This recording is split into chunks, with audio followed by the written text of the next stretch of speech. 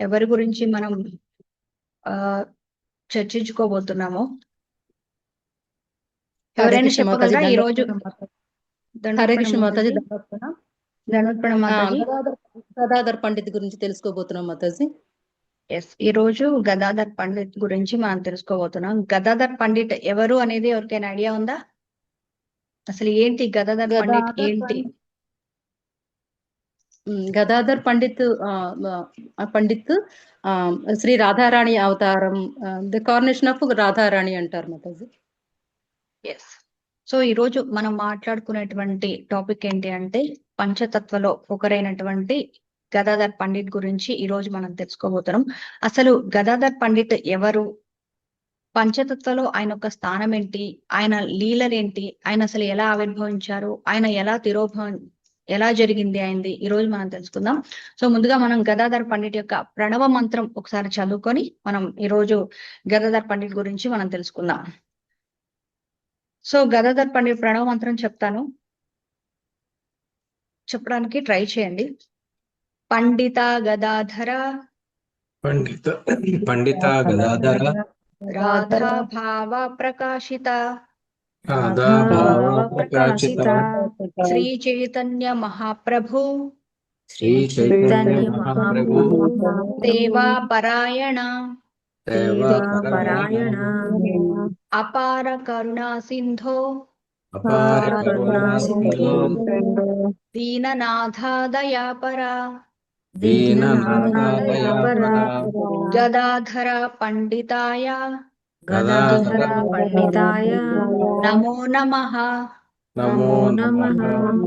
అంటే ఈ ప్రణవ మంత్రం యొక్క అర్థం ఏంటి అంటే శ్రీమతి రాధారాణి ప్రభావంతో ప్రకాశించేవాడా, శ్రీ చైతన్య మహాప్రభు సేవలో నిరంతరం నిమగ్నమై ఉండేవాడా, అపార కరుణా సాగరుడా, అపార దీనులను రక్షించేవాడా, అటువంటి శ్రీ గదాధర పండితునికి నేను నమస్కరిస్తున్నాను అని చెప్పేసి ఈ ప్రణవ మంత్రం యొక్క మీనింగ్ అన్నమాట.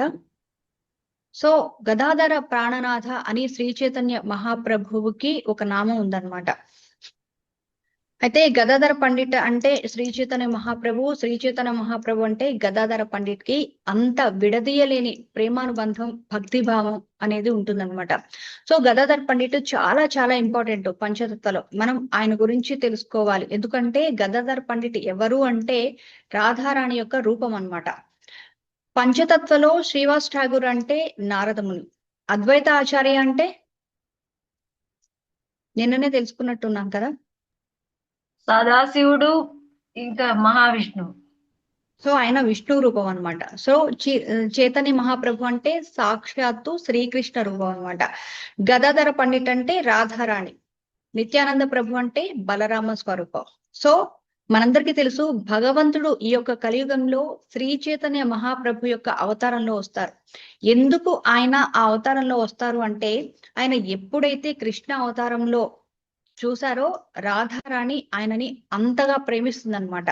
అంటే రాధారాణి ఎప్పుడైతే ఆయన చూస్తూ ఉంటారో, ఎంత ఆనందాన్ని అనుభవిస్తూ ఉంటారో, అప్పుడు కృష్ణుడు అనుకున్నారనమాట. ఏమని అంటే నేను దేవాది దేవుణ్ణి, మొత్తం ఈ ప్రపంచంలో ఉన్నటువంటి ఉత్తమమైన ఆనందం నాకు చెందాలి, కానీ నాకన్నా ఎక్కువగా ఈ గోపికలు, ఈ రాధారాణి నన్ను చూసిన తర్వాత ఆనందిస్తున్నారు. అసలు ఏంటి అంతగా ఆనందం ఏముంటుంది నన్ను చూడటానికి అని చెప్పేసి ఆయన అనుకున్నారనమాట. మరి అలాంటప్పుడు నేను కూడా ఒక భక్తు రూపంలో వస్తే, ఒక భక్తుడి రూపంలో వస్తే నన్ను చూసి భక్తులు ఇంకా ఎంత ఆనందిస్తారో నాకు కూడా తెలుస్తుంది కదా అని చెప్పేసి ఆయన అనుకున్నారు. సో అలా అనుకొని ఆ ఒక్క కారణంతో ఆయన ఈ శ్రీ చైతన్య అవతారం అనేది తీసుకున్నారనమాట. అయితే ఆయన ఈ అవతారం తీసుకోవడానికి కూడా చాలా కారణాలు ఉన్నాయి. కానీ ఎలా అయితే ఆయన అనుకున్నారో అంటే ఒక మంచి అధ్యాపకుడు అంటే ఊరికే చెప్పడం కాదు నేను ఇలా అని చెప్పేసి, కానీ దాన్ని చేసి చూపిస్తే అది ఇంకా బాగుంటుంది కదా అని చెప్పేసి ఆయన అనుకున్నారనమాట. సో ఆయన చెప్తారు భగవద్గీతలో ఏమని అంటే సర్వధర్మాన్ పరిత్యంజ మామేకం శరణం వ్రజ అహం త్వం సర్వ పాపేభ్యో మోక్ష ఇష్యామి మా శుచః.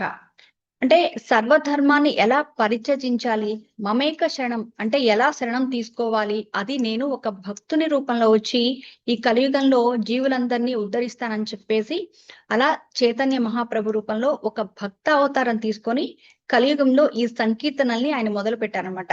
అంటే ఎందుకంటే ప్రతి ఒక్క యుగానికి కూడా ఒక యుగ ధర్మం అనేది ఉంటుందన్నమాట. అలానే ఈ కలియుగానికి కూడా యువ ధర్మం అనేది ఏంటి అనేది ఎవరైనా చెప్పగలరా? హరినామ సంకీర్తన మాతాజీ. కీర్తన. హరినామ సంకీర్తన. ఈ కలియుగానికి ఒక యుగ ధర్మం అనేది ఏంటి అంటే హరినామ సంకీర్తన అన్నమాట. ఈ ఉద్యమాన్ని మొదలు పెట్టడానికే శ్రీ చైతన్య మహాప్రభు రూపంలో శ్రీకృష్ణ భగవానుడు అవతరించారనమాట. సో మనకు తెలుసు కదా, భగవంతుడు ఆవిర్భవిస్తే ఆయనతో పాటు ఆయన యొక్క పార్షదులు, అలానే గోపికలు, రాధారాణి అందరూ కూడా ఆవిర్భవిస్తారు. అట్లానే ఆయన యొక్క తల్లిదండ్రులు ఎవరైతే ఉన్నారో వాళ్ళు కూడా ఈ కలియుగంలో శ్రీ చైతన్య మహాప్రభుకి తల్లిదండ్రులుగా ఆవిర్భవించారన్నమాట. చైతన్య మహాప్రభు తల్లిదండ్రులు ఎవరు? ఎవరికైనా ఐడియా ఉందా? జగన్నాథ మిశ్రా అండ్ సచీదేవి. సచీదేవి. జగన్నాథ మిశ్రా అండ్ సచీమాతగా వాళ్ళు ఆవిర్భవించారు. అలానే రాధారాణి చైతన్య మహాప్రభుకు తోడుగా ఆవిడ గదాధర పండిట్ గా కూడా ఆవిర్భవించారు అన్నమాట. అయితే చైతన్య మహాప్రభు అంటే ఆయన ఒక శరీరం ఎలా ఉంటుంది? ఐడియా ఉందా? బంగారు వర్ణంలో ఉంటుంది మాతాజీ. బంగారు రంగులో వర్ణంలో. తెల్లగా బంగారు రంగులో ఉంటుంది. కానీ ఆయన యొక్క మనస్తత్వం, భావం అంతా ఎవరిది? రాధారాణి. అంతా కూడా రాధారాణిది. ఆయనే కృష్ణుడు అన్నమాట. సో ఎవరైతే రాధారాణి యొక్క భావాన్ని ధరించారో, ఎలా అయితే రాధారాణి కృష్ణ విరహంలో ఎల్లప్పుడూ ఏడుస్తూ ఆయన గురించి తప్పిస్తూ ఉంటారో, అలా చైతన్య ప్రభు కూడా ఎల్లప్పుడూ కృష్ణ విరహాన్ని ప్రకటిస్తూ ఉంటారన్నమాట. సో ఎందుకంటే ఆయన రాధారాణి యొక్క భావాన్ని ఆయన స్వీకరించారు కదా, అందుకోసం అన్నమాట.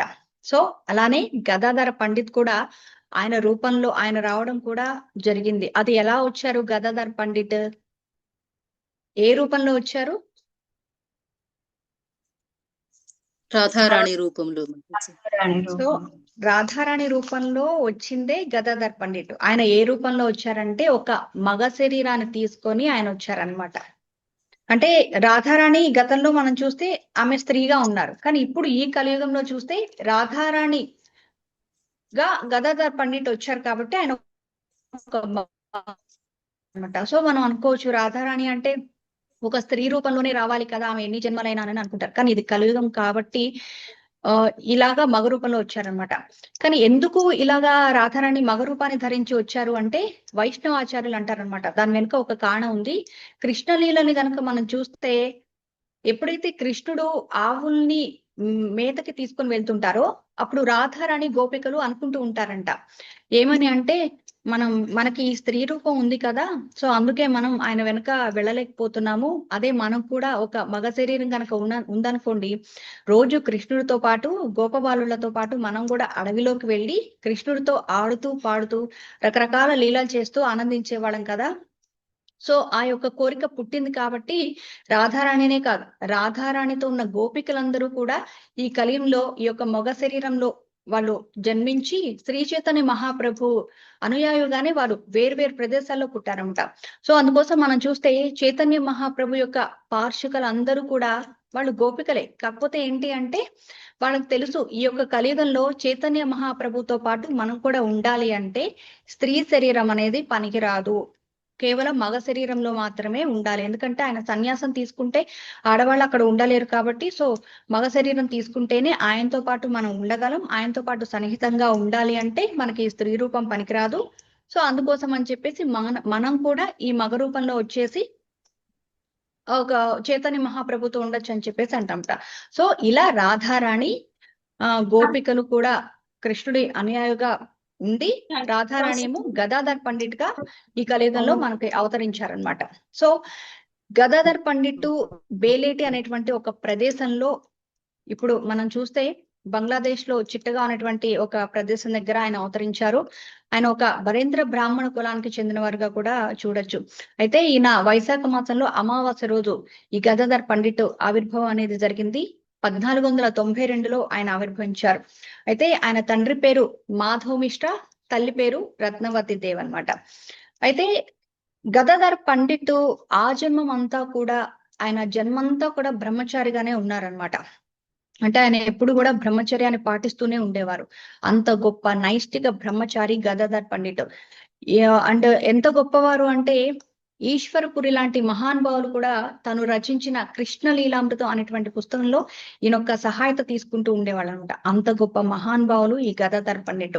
అయితే మనం చూస్తే సాధారణంగా తల్లి గర్భంలో పిల్లలు 9 నెలలకే బయటకు వస్తూ ఉంటారు. కానీ గదాధర్ పండిట్ ఎన్ని నెలలకు బయటకు వచ్చారు ఎవరికైనా ఐడియా ఉందా? హరే కృష్ణ. తెలియదు మాతాజీ. 8 years ఇదాను. సో 7 months కే ఆయన బయటకు వచ్చేసారనమాట. అది ఎందుకు అంటే చైతన్య మహాప్రభు అప్పటికే ఆవిర్భవించేశారు. సో ఇంకా రాధారాణి ఏ మాత్రం కూడా ఆలస్యం చేయకుండా ఆయనతో పాటు వచ్చి ఆయనతో పాటు లీలలో పాల్గొనాలని ఆ ఇదితోటి రాధారాణి బయటకు వచ్చేసింది అనమాట. సో మన అందరికీ కూడా తెలుసు, ఒక లీల తెలుసు భగవంతుడు ఏంటి, రాధారాణి కృష్ణకు ఉండేటువంటి లీల. అదేంటి ఎవరైనా చెప్పగలరా? మమతా మాతాజీ మీకు ఐడియా ఉండే ఉంటుంది. సో రాధారాణికి కృష్ణకు ఉండేటువంటి ఒక లీల. హరే కృష్ణ మాతాజీ. ప్రేమ లీల హరే కృష్ణ మాతాజీ. మాతాజీ. దండోత్పడం. మాధుర్య లీల. ప్రణామం. చెప్పండి ప్రభు. ఆ, శ్రీకృష్ణ వారు వచ్చే వరకు కళ్ళు తెరకపోవడం అనేది ఒక లీల మాతాజీ. ఎస్. సో అంటే ఇక్కడ అది సింక్ అయితే, ఎందుకంటే ఆమె ఎప్పుడైతే చైతన్య మహాప్రభు ఆవిర్భవం చేశారో అప్పుడు గదాధర్ పండిట్ కూడా, అంటే ఏదైతే రాధారాణి రూపం ఉందో గదాధర్ పండిట్, ఆయన కూడా 7 months కే బయటకు వచ్చేసారు.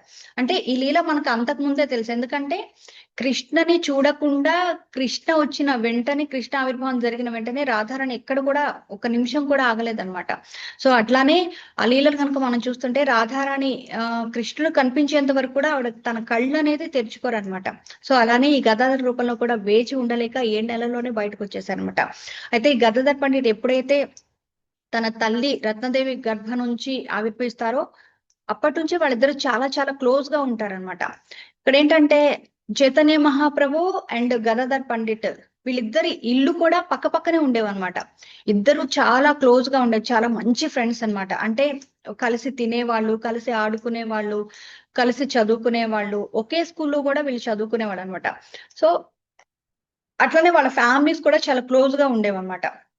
అయితే ఈ గదాధర్ పండిట్ తల్లి అయినటువంటి రత్నదేవి, అలానే చైతన్య మహాప్రభు యొక్క మదర్ ఎవరైతే ఉన్నారో సచీమాత, వీళ్ళిద్దరు కూడా చాలా క్లోజ్ గా ఉండేవాళ్ళు. అంటే ఒక మంచి రిలేషన్ ఉండేది వీళ్ళ ఈ 2 ఫ్యామిలీస్ మధ్య. సో వాళ్ళిద్దరు కూడా అక్క చెల్లిలాగా అట్లా ఉండేవారు అనమాట. అంటే గదాధర్ పండిట్ చైతన్య మహాప్రభు కంటే కూడా 1 సంవత్సరం చిన్నవాళ్ళు అనమాట. కానీ వాళ్ళిద్దరు చాలా బాగుండేవాళ్ళు. కానీ ఇక్కడ ఇంకోటి ఏంటి అంటే చైతన్య మహాప్రభు, గదాధర్ పండిట్ వీళ్ళిద్దరి స్వభావాలు కూడా చాలా డిఫరెంట్ గా ఉండేవి. అంటే పండిట్ ఎలా ఉండేవాళ్ళు జనరల్ గా మనం చూస్తాం, రాధారాణి ఎలా ఉంటారు, చాలా సాఫ్ట్ గా, చాలా కామ్ గా, చాలా ప్లెజెంట్ గా ఉంటారు అనమాట. సో అట్లాగా కానీ చైతన్య ప్రభు మాత్రం చాలా ఫుల్ డిఫరెంట్ ఆపోజిట్ గా ఉండేవాడు అనమాట. అంటే గదాధర్ పండిట్ ఏమో చాలా కామ్ గా, చాలా కూల్ గా, ఏం మాట్లాడకుండా సైలెంట్ గా అట్లా ఉండదు. కానీ చైతన్య మహాప్రభు చూస్తే ఎప్పుడు ఎవరితో ఒకరితో గొడవ ఎలా పెట్టుకోవాలి, ఎలా వాదించాలి అని చూస్తూ ఉండేవారు అనమాట. అయితే ఆయన ఎప్పుడైతే చైతన్య మహాప్రభు భక్త రూపాన్ని ప్రదర్శించే ముందు ఆయనకి ఒక పేరు ఉంటుంది. అది ఏంటి అంటే నిమాయ్ పండిట్ అన్నమాట. సో అంతకు ముందు ఆయన అందరూ నిమాయ్ పండిట్ అని పిలిచేవాడు. ఎప్పుడైతే ఆయన దీక్ష తీసుకుంటారో అప్పుడు ఆయన చైతన్య మహాప్రభుగా ఉంటారనమాట. సో ఎప్పుడు ఆయన నిమాయ్ పండిట్ ఎట్లా ఉండేవాళ్ళు, చాలా ఆరగెంట్ గా, ఎవరితో ఎలా వాదించాలి, ఆయన గొప్పతనాన్ని ఎలా ప్రూవ్ చేసుకోవాలి, ఆయనకు ఉన్నటువంటి శాస్త్ర జ్ఞానాన్ని ఎలా అందరితో చెప్పాలి, ఇట్లా ఉండేవాడు అనమాట. ఇంకోటి ఏంటంటే చాలా అల్లరి చిల్లరిగా, అక్కడ ఎవరైనా సాధులు కనిపించారనుకోండి ఊర్లో, వాళ్ళ కాళ్ళు లాగడం, నీళ్ళలోకి వాళ్ళని తోసేయడం, ఇట్లా పెంకితనం, అల్లరిగా ఉండేవాడు అనమాట. సో ఒక రకంగా చెప్పాలి అంటే ఆయన భక్తి రూపానికి వచ్చే ముందు ఆయన చాలా అల్లరి, తుంటరివాడు, పెంకివాడు అంటారు కదా, సో అట్లా ఉండేవాడు అనమాట. సో దాంట్లో భాగంగానే ఆయన గదాధర్ పండిట్ తోటి చాలా పేచీ పెట్టేవారు అనమాట. అంటే ఎప్పుడు ఆర్గ్యూ చేసేవాడు గదాధర్ తోటి. ఎలా అంటే గదాధర్ మనం చదువుకునేటప్పుడు మనకి టీచర్ అదే చెప్పారు కదా, సో మరి అది ఏంటి, అది నాకు ఒకసారి ఎక్స్ప్లెయిన్ చేస్తావా అని అంటే, సో ఆయన ఏదైనా చెప్పారనుకో, గదాధర్ ఏదైనా చెప్పారనుకో, నవ్వేవాడు. నవ్వేసి ఏంటి ఇలా తప్పుగా చెప్తున్నావు, అసలు నువ్వు చెప్పేది ఏం కరెక్ట్ కాదు, అసలు నీకు అసలు మైండ్ లేదు, బుద్ధి లేదు, ఏం లేదు, ఏదంటే అది చెప్తావు, అసలు వింటావా నువ్వు, అసలు నీకేం తెలుసు అని చెప్పేసి ఇట్లా ఆర్గ్యూ చేసి వాదించేవాడు అనమాట. అయితే గదాధర్ ఏం చేసేవారు, ఏం మాట్లాడకపోయేవాడు అనమాట. చైతన్య మహాప్రభు ఏమన్నా కూడా, నిమాయ్ పండిట్ ఏమన్నా కూడా ఏం మెదలకుండా కామ్గా ఉండేసి వెళ్ళిపోతాడు. అయితే నిమాయ్ పండిట్ అంటారు, ఏంటి గదాధర్ నువ్వు అసలు ఏం మాట్లాడవా, నేను ఏదైనా చెప్పాను అనుకో నువ్వేం వాదించవా, నాదే కరెక్ట్ నేనే కరెక్ట్ చెప్పానని ఎందుకు మాట్లాడు, ఎందుకు అలా వెళ్ళిపోతూ ఉంటావు అని చెప్పేసి ఆయన అంటూ ఉంటారనమాట. అట్లా వెళ్ళిపోతూ ఉంటే గదాధరు నిమాయ్ పండిట్కి అసలు ఏం హ్యాపీ ఉండేది కాదు. ఎందుకంటే ఆయనకి అంత కామ్ గా వెళ్ళిపోవడం ఇష్టం ఉండదు. ఏదైనా ఆర్గ్యూ చేయాలి, ఏదైనా కానీ దాన్ని ఇట్లా కాదు ఇట్లా చెప్పాలని చెప్పేసి ఆయన చెప్తూ ఉంటారు అనమాట. ఎవరన్నా ఏదైనా చెప్పారనుకోండి, వాళ్ళ తప్పు అని ప్రూవ్ చేస్తారు, కానీ మళ్ళీ ఆయనే మీరు చెప్పింది కరెక్ట్ అని చెప్పేసి కూడా ప్రూవ్ చేస్తారు. అలా వాళ్ళందరినీ కన్ఫ్యూజ్ చేస్తారనమాట. సో ఇంకా వాళ్ళందరూ అనుకుంటారు, గదాధరే కాదు ఇంకా మిగిలిన వాళ్ళందరూ కూడా అది అనుకుంటారు, ఎందుకు ఆయనతో ఆర్గ్యూ చేయడం, ఊరికి అనవసరంగా ఎందుకు, ఆయన మనం చెప్పింది వినడు, పోనీ ఆయన ఏదైనా చెప్తాడంటే ఆయన చెప్పడు, మనం చెప్పేది కరెక్ట్ అంటాడు, మళ్ళీ చెప్పేది రాంగ్ అంటాడు, మళ్ళీ దాన్ని ప్రూవ్ చేస్తే దీన్ని ప్రూవ్ ఎందుకు ఇవ్వాలని చెప్పేసి వాళ్ళందరూ అట్లా వెళ్ళిపోతూ ఉండేవాళ్ళట. సో అయితే నవదీప్ ఊర్లో చైతన్య మహాప్రభు అంటే నిమాయ పండిట్ని అంటే చాలా దూరంగా ఉంచేవాళ్ళు అనమాట. అంటే ఆయన ఇటు వస్తుంటే అటు వెళ్ళిపోయాలి, అటు వస్తుంటే ఇటు వెళ్ళిపోయాలి అనమాట. సో అట్లా ఉండేవాళ్ళు అనమాట. సో ఒకసారి గదాధర్ పండిట్ అడిగారు అనమాట, గదాధర్ పండిట్ ముక్తి అంటే ఏంటి చెప్పు అని చెప్పేసి నిమాయ పండిట్ అడుగుతారనమాట. అప్పుడు గదాధర్ అంటారు, ముక్తి అంటే ఆయన ఒక శ్లోకం చెప్తారంట భగవద్గీతలో నుంచి. ఏమనంటే, బ్రహ్మభూత ప్రసన్నాత్మ నశోచతి నకాంక్షతి సమ సర్వేషు భూతేషు మదభక్తి లభతే పరం అని చెప్పి చెప్తూ ఉంటారనమాట. అంటే ఆత్మజ్ఞానం పొందినవాడు, నిర్మలమైన మనస్సు కలవాడు అయిన యోగి దేనికోసం కూడా దుఃఖించడు, దేనిని ఆశించడు, అన్ని ప్రాణుల యందు కూడా సమభావంతో ఉంటూ పరంభక్తిని పొందుతారు అని చెప్పేసి చెప్తూ ఉంటారనమాట. అంటే ఎవరైతే పురుషులు అయ్యారో వాళ్ళకి ఎటువంటి అంటే ఏ విధమైనటువంటి కోరికలు ఆశలు అవన్నీ ఏమి ఉండవు, ఎప్పుడు కూడా ప్రసన్నాత్మకంగానే ఉంటారని చెప్పేసి ఆయన అలా చెప్పాడంట. అయితే నిమాయ్ పండిట్ అంటాడు, ఏంటి అసలు ఇదేనా సమాధానం, నువ్వు అసలు ఏం ఎప్పుడు నేర్చుకోలేదా, అసలు ఎవరు చెప్పారు నీకు, అసలు ఏం చెప్పడం రాత, ఇదే అసలు బుద్ధుందా నీకు, ముక్తి అంటే ఇదేనా, ఇలానేనా నువ్వు తెలుసుకుందా అని చెప్పేసి ఆయన అంటారనమాట. అప్పుడు గదాధర్ పండిట్ అనుకుంటారనమాట, అరే ఇదేంటి ఇట్లా చెప్తున్నాడు, ముక్తి అంటే ఇది కాదా, ఇంకేంటి ముక్తి అంటే అనని అనుకుంటాడు. అప్పుడు నిమాయ్ పండిట్ అంటారు, ముక్తి కావాలనుకున్న వాళ్ళు కూడా చాలా దుఃఖంగా ఉంటారు అని చెప్పేసి అంటే, అప్పుడు గదాధర్ పండిట్ అనుకుంటారంట, ముక్తి కావాలనుకున్న వాళ్ళు కూడా దుఃఖిస్తారా, ఏంటి అసలు ఏంటో నాకేం అర్థం కావట్లేదు అని చెప్పేసి సరే అని చెప్పేసి ఆయన వెళ్ళిపోతుంటే నిమాయ్ పండిట్ అంటారు, అరే అదేంటి అలా వెళ్ళిపోతుంటే, ఉండు ఒకసారి మాట్లాడదాం అని చెప్పేసి అంటూ ఉంటే ఆయన అసలు వినడు, ఇంకా గదాధర్ వెళ్ళిపోతాడు అనమాట. అయితే గదాధర్ పండిట్తో పాటు ఇంకొకరు కూడా ఉండిపోతాడు అనమాట. సో అతను కూడా ముకుంద దత్త ఉంటాడు గదాధర్తో పాటు, తన ఫ్రెండ్ అనమాట. సో అతను కూడా ఎందుకు ఈయన నిమాయ్ పండిట్తో పెట్టుకోవడం, అనవసరంగా వెళ్ళిపోతే సరిపోతుంది అని చెప్పేసి ఆయన కూడా వెళ్ళిపోతూ ఉంటామంట. సో ఆయన ఎంత పిలిచినా కూడా ఎవరు రారంట, ఎందుకంటే ఆయన ఆర్గ్యూ చేస్తాడు, వాదిస్తూ ఉంటాడు, గొడవ పెట్టుకుంటాడు, నానా రచ్చ చేస్తాడని చెప్పేసి చైతన్య మహాప్రభు జోలికి ఎవరు రారనమాట. సో అప్పుడు చైతన్య మహాప్రభు అంటారు, సో ఈ రోజు మీరందరూ ఇలా ప్రవర్తిస్తున్నారు కదా, సరే ఓకే, నేను పిలిచినా కూడా మీరెవరు రావట్లేదు కదా, రాకండి, ఒకరోజు చూడండి బ్రహ్మ శివ వీళ్ళందరూ కూడా నా కాళ్ళ దగ్గర పడి నాతో అసోసియేషన్ తీసుకోవడానికి వస్తారు అని చెప్పేసి చెప్తారు, అప్పుడు మీకు అర్థమవుతుంది అని చెప్పేసి అంటుంటారు. వాళ్ళందరూ అనుకుంటా, ఇదేంటి నిమాయ్ పండిట్గా నా పిచ్చి పట్టింది ఏంటి, ఇట్లా మాట్లాడుతున్నాడు ఏంటి, లాస్ట్ కి బ్రహ్మ శివల్ని కూడా ఇంత అవమానకరంగా మాట్లాడుతున్నాడు ఏంటి, అసలు ఏంటి నిమాయ్ పండిట్కి ఇంత అహంకారం ఏంటి అని చెప్పేసి ఆయన అంటూ ఉంటారనమాట. కానీ ఎప్పుడైతే చైతన్య మహాప్రభు భక్తిగా మారతాడో, తన యొక్క మార్పు చూపించారో, ఆ కొన్ని సంవత్సరాల్లోనే వాళ్ళకి అర్థమవుతుంది అనమాట, అవును చైతన్య మహాప్రభు చెప్పింది కరెక్టే అని చెప్పేసి వాళ్ళు అంటూ ఉంటారంట. ఎందుకు అంటే ఎవరైతే ముక్త పురుషులు ఉంటారో వాళ్ళు దుఃఖంగానే ఉంటారు. ఎందుకు దుఃఖంగా ఉంటారు అంటే, వాళ్ళు ముక్తిలో కూడా ఎవరైతే భక్తులు ఉంటారో వాళ్ళు ఎప్పుడు కూడా బాధపడుతూనే ఉంటారు, కానీ ఆ బాధ భౌతికమైనటువంటిది కాదు, అంటే ఆధ్యాత్మికంగా వాళ్ళు ఎల్లప్పుడూ కృష్ణ విరహ భావంలోనే ఉంటూ ఉంటారు అనమాట. సో చైతన్య మహాప్రభు కూడా అదే చూపించారు. ఆయన జీవన్ముక్తులు, కానీ ఏంటంటే ఆయనకి శరీరంతో ఎటువంటి సంబంధం లేదు, కానీ ఆయన ఆనందంగా ఉన్నారా లేదంటే ఆయన ఎప్పుడు కూడా దుఃఖంగానే ఉన్నారు. ఎట్లా అంటే ఆయన అంటూ ఉంటాడు, ఓ ప్రాణనాథ, ఓ ప్రభు కృష్ణ నువ్వు ఎక్కడున్నావు, ఈ ఇలా ఉండేవాళ్ళు లేదంటే బాధపడుతూ ఉండారంట. అంటే వాళ్ళు ఎలా ఫీల్ అవుతారంటే, ఓహరి ఇన్ని రోజులు నా జన్మ నేను వేస్ట్ చేసుకున్నాను, అసలు నాకు ఈ మానవ శరీరం దొరికింది కానీ నేను భగవంతుడిని పూజించలేకపోతున్నాను అని చెప్పేసి ఆయన ఎప్పుడు బాధపడుతూ ఉండేవారు అనమాట. సో మనం చూస్తుంటాం కదా, భక్తి వినోద్ ఠాకూర్ అయినా లేదంటే నరోత్తమ్ దాస్ ఠాకూర్ అయినా కానీ వాళ్ళ భజనలు ఎలా ఉంటాయంటే, అసలు మేమేం చేస్తున్నాం, మేము భక్తులు ఏం చేస్తున్నాం, మేము కృష్ణను అసలు ఏం పూజిస్తున్నాం, అసలు ఆయనకి ఏం సేవ చేస్తున్నాము, మేము అసలు ఎందుకు పనికిరాని వాళ్ళం, అసలు మా జీవితమే వృధా అని చెప్పేసి వాళ్ళు ఎప్పుడు కూడా భగవంతుడు అసలు ఏం పూజించట్లేదు, భగవంతుడికి మేమేం చేయట్లేదు అన్న బాధలోనే ఉండేవాళ్ళు అనమాట. అంటే వాళ్ళ కీర్తనలు ఆ స్థాయిలో ఉండేవి అనమాట.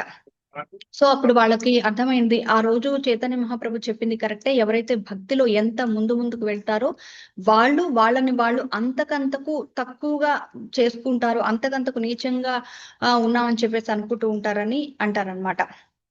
అంటే జ్ఞానం అనేది ఎక్కువ లేకపోతే కూడా ఎక్కువ వస్తుంది. అంటే ఇప్పుడు మనం చెప్తాం కదా, అన్నీ తెలిసిన వాడేమో ఏం మాట్లాడు, ఏమీ తెలియని వాడేమో అంతా నాకే తెలుసు అన్నట్టు మాట్లాడుతూ ఉంటారని చెప్పేసి మనం అనుకుంటూ ఉంటాం. మనం చూస్తే కూడా ఒక చెట్టు ఉందనుకోండి, ఆ చెట్టుకి అన్ని కాయలు ఉంటే ఆ చెట్టు ఎట్లుంటది, వంగి ఉంటది. కానీ ఏం లేని చెట్టు చూడండి ఎంత హైట్ గా నిటారుగా నిలబడి ఉంటుందో. సో అట్లా అన్నమాట. అంటే ఎక్కువ జ్ఞానం ఎవరికైతే ఉంటుందో వాళ్ళు ఎప్పుడు కూడా చాలా తక్కువగా మాట్లాడుతూ ఉంటారన్నమాట.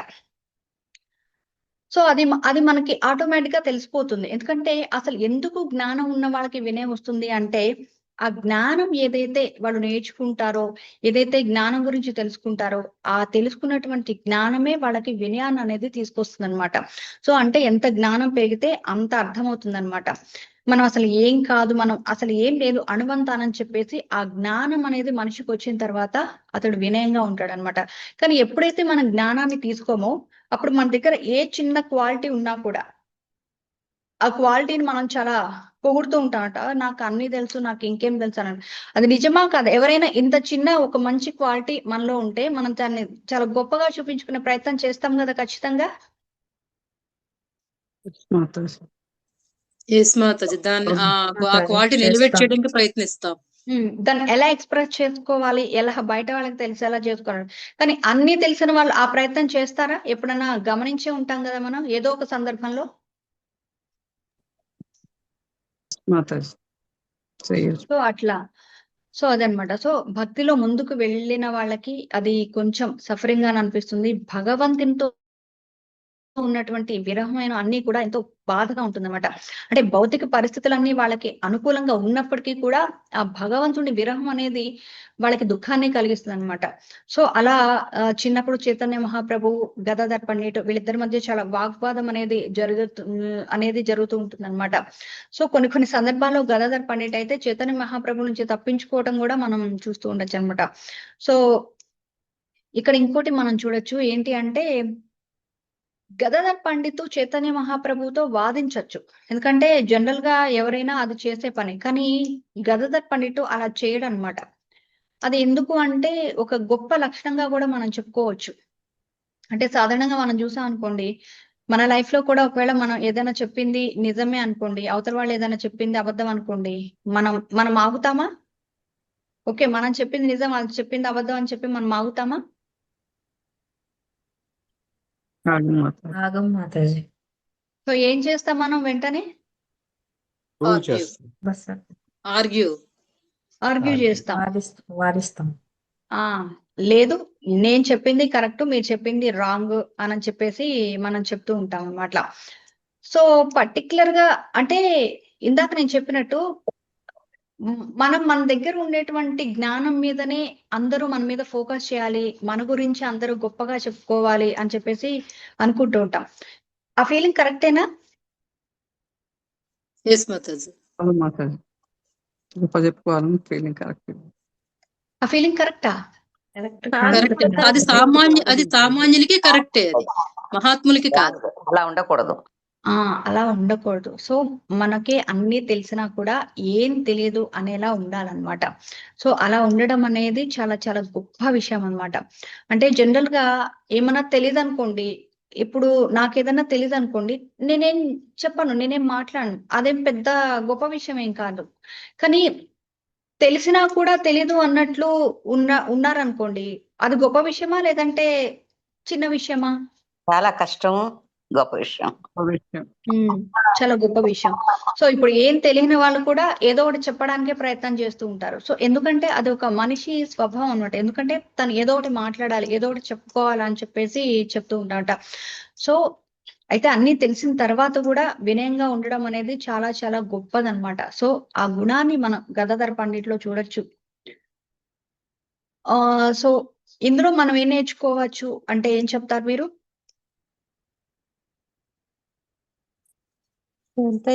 తను వినయం నేర్చుకోవాలి.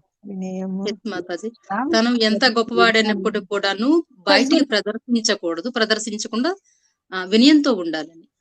సో అది ఒక డివోటీకి ఉండవలసినటువంటి ఒక ముఖ్య ప్రధానమైనటువంటి లక్షణం కూడా. సో అప్పుడే వాళ్ళు భక్తిలో ముందుకెళ్తారనమాట. సో ఉపదేశామృతంలో మనం చూస్తే రూప గోస్వామి ఒక మొదటి శ్లోకం చెప్తారు. ఏమిటి అంటే వాచో వేగం, మనసో వేగం, క్రోధా వేగం, జిహ్వా వేగం అని చెప్తూ ఉంటారు. సో ఇక్కడ మనకి వచ్చే ఉదాహరణ ఏంటి అంటే వాచో వేగం అన్నమాట. అంటే మనం తొందరగా ఆతృతతో మాట్లాడేస్తాం అనమాట. అంటే ఎట్లా అంటే మనం మైండ్ ని కంట్రోల్ చేసుకోలేమన్నమాట. కోపాన్ని ఎక్కువగా ఉపయోగించేస్తాం. అసలు మన మనసుని నియంత్రించుకోలేమన్నమాట. సో మనం ఎప్పుడైతే మన మనసుని, మన మాటని మనం నియంత్రించుకోలేమో దానివల్ల మనకి అనర్థాలు అనేవి వస్తూ ఉంటాయి అన్నమాట. సో ఎప్పుడైతే మనం అన్నిటినీ నియంత్రించుకోగలుగుతామో వాళ్ళు ఈ ప్రపంచానికి ఒక గురువు కావచ్చు అనేటువంటిది కూడా మనం చెప్పుకోవచ్చు.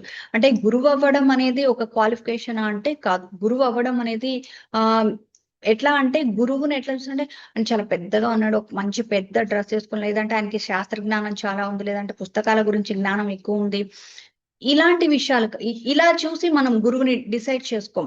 ఎందుకు అంటే సో అవన్నీ ఉంటాయి, కానీ అవన్నీ ఉండడం వల్ల వాళ్ళు గురువు అని చెప్పగలమా మనం? అంటే అన్ని ఉన్నాయి, బట్ ఆయన దేనిని కూడా కంట్రోల్ చేసుకోలేడు. సో అటువంటి వ్యక్తిని మనం గురువు అని చెప్పగలమా?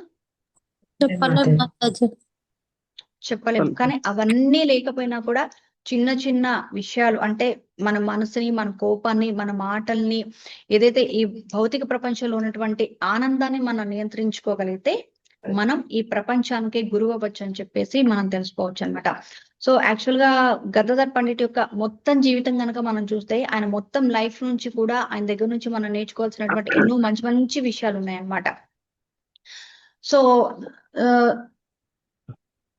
సో ఇట్లాగా మనం గదాధర్ పండిట్ గురించి చాలా విషయాలు మనం తెలుసుకోవచ్చు, ఆయన నుంచి నేర్చుకోవచ్చు, వాటిని మన లైఫ్ కి కూడా అన్వయించుకోవచ్చు అన్నమాట. సో మొత్తం మీద ఇంకా ఆయన సో శ్రీ చైతన్య మహాప్రభు కూడా ఇంకా అందరూ పిలుస్తుంటే ఎవరు ఇంకా ఆయనతో వాదించకుండా అట్లా వెళ్ళిపోతూ ఉంటారనమాట. సో ఇవన్నీ చిన్నప్పుడు జరిగినటువంటి విషయాలు అనమాట. సో అయితే మహాప్రభుకి అంటే చైతన్య మహాప్రభు వాళ్ళ నాన్నగారు చనిపోతారు, ఇక ఆయన కర్మక్రియలన్నీ చేసేస్తారు, అన్ని అయిపోతారట. తర్వాత ఏంటి, చైతన్య మహాప్రభు ఆయన గయాకి వెళ్తారు. గయాకి వెళ్ళిన తర్వాత అక్కడ ఈశ్వరపుణ్ణి కలుస్తారనమాట. ఈశ్వరపుణ్ణి కలిసిన తర్వాత ఆయనకు దీక్ష ఇస్తారు. సో దీక్ష తీసుకున్న తర్వాత ఆయన పూర్తిగా కంప్లీట్ గా మారిపోతారనమాట. నిమాయ్ పండిట్ మొత్తం చాలా ఎట్లా అంటే అసలు ఒక కొత్త పర్సన్ ని చూస్తాం కదా, అట్లా మారిపోతాడు అనమాట. దీక్ష తీసుకున్న తర్వాత ఆయన కంప్లీట్ గా ఎట్లా అంటే ఆయనలో ఉన్నటువంటి అహంకారము అన్ని కూడా పోయి ఆయన మొత్తం ఎట్లా అంటే ఇంకా ఏం మాట్లాడారనమాట, ఎవరిని నిందించడం అనమాట, ఎవరిని ఒక మాట మాట్లాడంట. ఆయన కేవలం నోరు తెరిస్తే కేవలం హరే కృష్ణ అనేటువంటి ఒక మంత్రాన్ని మాత్రమే ఆయన జపిస్తూ ఉంటారంట. సో ఎప్పుడైతే ఆయన గయ నుంచి నవద్వీప్ కి వచ్చారో ఆయన గురించి ఊరంతా కూడా మాట్లాడుకుంటూ ఉంటున్నారు అనమాట. ఏమని అంటే, ఇగో ఇది విన్నావా, నిమాయ్ పండిట్ తిరిగి వచ్చారు, అసలు ఒకసారి వెళ్ళి చూడు, ఆయన మొత్తం అసలు పూర్తిగా ఎట్లా మారిపోయాడంటే అసలు నిమాయేనా అని అనిపిస్తుంది అనమాట. అంటే వాళ్ళందరూ అనుకుంటా, అవునా అవునా ఎందుకు ఏం మాట్లాడలేదు, అసలు నోరు విప్పితే చాలు హరే కృష్ణ మంత్రం మాత్రమే చెప్తున్నాడు, ఇంకేం మాట్లాడట్లేదంటే, అవునా నిజమా, వాదించడం మానేశాడా, అందరినీ వెటకరంగా అంటే మానేశాడా, ఇంత వినయంగా తయారైపోయాడా అంటే అసలు నిమాయ పండిత్ అనేలాగున్నాడా అని చెప్పేసి అందరూ ఒకరికొకరు ఇట్లా మాట్లాడుకుంటూ ఉన్నారనమాట. సో అప్పుడు గదాధర్ పండిట్ దగ్గరికి గదాధర్ పండిట్ శ్రీవాస్ ఠాకూర్ ఇంట్లో ఉంటారనమాట. సో అప్పుడు గదాధర్ ఏం చేస్తారు, అక్కడ పూలు తెంపుకుంటూ అట్లా ఉంటే శ్రీవాస్ ఠాకూర్ వెళ్ళి చెప్తారనమాట, ఏ గదాధర్ నేను నీకు ఒక చాలా ఇంపార్టెంట్ విషయం చెప్పాలి అంటే, ఓ అవునా ఏంటి ప్రభు చెప్పండి అని అంటే, ఇదిగో నిమాయ్ వచ్చాడంట, అసలు నిమాయ్ అసలు ఇది వరకులాగా లేడంట, చాలా పూర్తిగా మారిపోయాడంట, అని చెప్పేసి గదాధర్కి ఆయన చెప్తారనమాట. చెప్తుంటే గదాధర్ కళ్ళలో అసలు ఆ నీళ్ళు వస్తూ ఉంటాయంట. ఏంటి ఇట్లా మారిపోయాడా నిమాయి? నిజమేనా? నిజంగా నిమాయి అట్లా మారిపోయాడా అని చెప్పేసి అతను చాలా ఆనందపడిపోయాడంట గదాధర్. ఎందుకంటే వాళ్ళిద్దరి మధ్య ఉన్నటువంటి రిలేషన్ అలాంటిదన్నమాట. సో నిజమేనా? ఇంత మార్పు వచ్చేసిందా? చక్కగా భగవంతుడి గురించి మాట్లాడుతున్నారా? మంచి భక్తుడి కింద మారిపోయాడా నిమాయ అని చెప్పేసి అనుకుంటూ ఉంటారన్నమాట. సో అయితే ఆ రోజు రాత్రి శుక్లాంబరచారి ఇంట్లో ఒక క్లాస్ ఉంటుంది. సో నిమాయ పండిట్ అక్కడికి వస్తాడంట. నిమాయ ఏదో మాట్లాడతారంట. అందరిని పిలిచి ఇట్లా గ్యాదర్ చేసి సత్సంగం లాగా పెట్టుకుంటున్నాడంట అని చెప్పేసి అనుకుంటానంట. గదాధర్‌కి ఆ విషయం కూడా తెలుస్తుంది అయితే. అయితే గదాధర్ అనుకుంటాడు, మరి నన్ను పిలవలేదు కదా! కానీ నేను ఎట్లా వెళ్ళాలి? సరేలే నన్ను పిలవకపోయినా పర్వాలేదు. నేనైతే వెళ్తాను. ఎందుకంటే నాకు కూడా వినాలనుంది. అసలు నిమా ఏం చెప్తాడు? ఏం మాట్లాడతాడు? అతను ఎలా మారిపోయాడు అని చెప్పేసి నాకు కూడా తెలుసుకోవాలని అని చెప్పేసి గదాధర్ అనుకుంటాడనమాట. సో అనుకోని గదాధరు సరే నేను ఒక పని చేస్తాను. ఎలాగో నన్ను పిలవలేదు కదా! పర్వాలేదు నేనే ముందెళ్ళేసి అక్కడ కూర్చుంటానని చెప్పేసి ఆ శుక్లాంబర బ్రహ్మచారి ఇంట్లోనే వెళ్లి కూర్చుంటాడనమాట. సో మీటింగ్ అది స్టార్ట్ అవ్వడానికి ముందే అందరూ అక్కడికి వచ్చేసి కూర్చుంటారు. అందులో హరిదాస్ ఠాకూర్, అద్వైతాచార్య వీళ్ళందరూ కూడా వచ్చేస్తారనమాట. సో ఆ తర్వాత నిమాయి కూడా వస్తాడనమాట. వచ్చిన తర్వాత నిమాయి మాట్లాడటం మొదలు పెడతారు. ఏమని? సో నిమాయి మాటలు ఎట్లా ఉంటాయి అంటే ఆ రోజు ఒక హార్ట్ అన్నమాట. అంటే మనసుకి హత్తుకునేలాగా ఉంటాయన్నమాట. అసలు నిమాయి మాట్లాడుతుంటే ఒకప్పుడు నిమాయి మాట్లాడుతుంటే ఎలా అయితే అందరూ విసుక్కునేవాళ్ళో, ఎలా అయితే అతన్ని చూసి భయపడి వెళ్ళిపోయేవాళ్ళో, ఆ రోజు నిమాయి మాట్లాడుతుంటే ప్రతి ఒక్కళ్ళు కూడా కన్నీళ్లు పెట్టుకున్నారనమాట. ఏంటి ఇంతగా మారిపోయాడా ఏంటి అని చెప్పేసి. సో ఆ రోజు నిమాయి మాట్లాడుతూ పెద్దవాళ్ళందరికీ కూడా నమస్కారం. నేను మీ అందరికీ కూడా వాంఛా కల్పతరుభ్యస్ అని చెప్పడానికి మిమ్మల్ని నేను పిలిచాను. మీ పట్ల నేను చాలా చాలా అపరాధాలు చేశాను. నా మూర్ఖత్వాన్ని ప్రదర్శించాను. నాకు ఇప్పుడే తెలిసింది అసలు నేను నా జీవితాన్ని ఎంత వృధా చేసుకున్నాను ఇప్పటి వరకు కూడా. కానీ నాకిప్పుడు ఈ భగవాన్ నామం దొరికింది. సో మా గురువు ఎవరైతే ఉన్నారో ఈశ్వర్పురి గారు నాకు ఈ నామాన్ని ఇచ్చారు. సో అలా చెప్తూ నిమాయ పండిట్ చాలా చక్కగా మాట్లాడారనమాట. సో అందరూ కూడా నిమాయ పండిట్ ఆ రకంగా మాట్లాడే మనిషి ఇలా మాట్లాడుతూ ఉంటే ఒక్కొక్కళ్ళకి ఒక రకమైన భావం వస్తుంది. ఒక రకమైన ఫీలింగ్ అనమాట. ఏంటి ఇంత మాట్లాడుతున్నాడు, ఇంత పెద్ద పెద్ద మాటలు మాట్లాడుతున్నాడేంటి? అని చెప్పేసి అందరూ చాలా చాలా ఆశ్చర్యపోయారనమాట. అందరూ ఏడుస్తున్నారనమాట. సో అప్పుడు ఆయన అంటాడంట, నేను చాలా పెద్ద అపరాధం చేసింది. నాకిప్పుడే తెలిసింది అసలు ఒక భక్తుడు అంటే ఎట్లా ఉండాలి, ఎలా వ్యవహరించాలని చెప్తూ ఆయన కృష్ణ కృష్ణ అని అంటూ అసలు నా గురువు గారు నాకు కృష్ణనిచ్చారు కానీ నేనేం పోగొట్టుకున్నానని చెప్పి గట్టిగా ఏడుస్తున్నాడు అనమాట. సో అలా గట్టిగా ఏడుస్తూ దాదాపుగా కూడా ఆయన అసలు ఇంకా మొత్తం కళ్ళు తిరిగి పడిపోయినట్లుగా ఆయన పరిస్థితి అయిపోయింది అనమాట.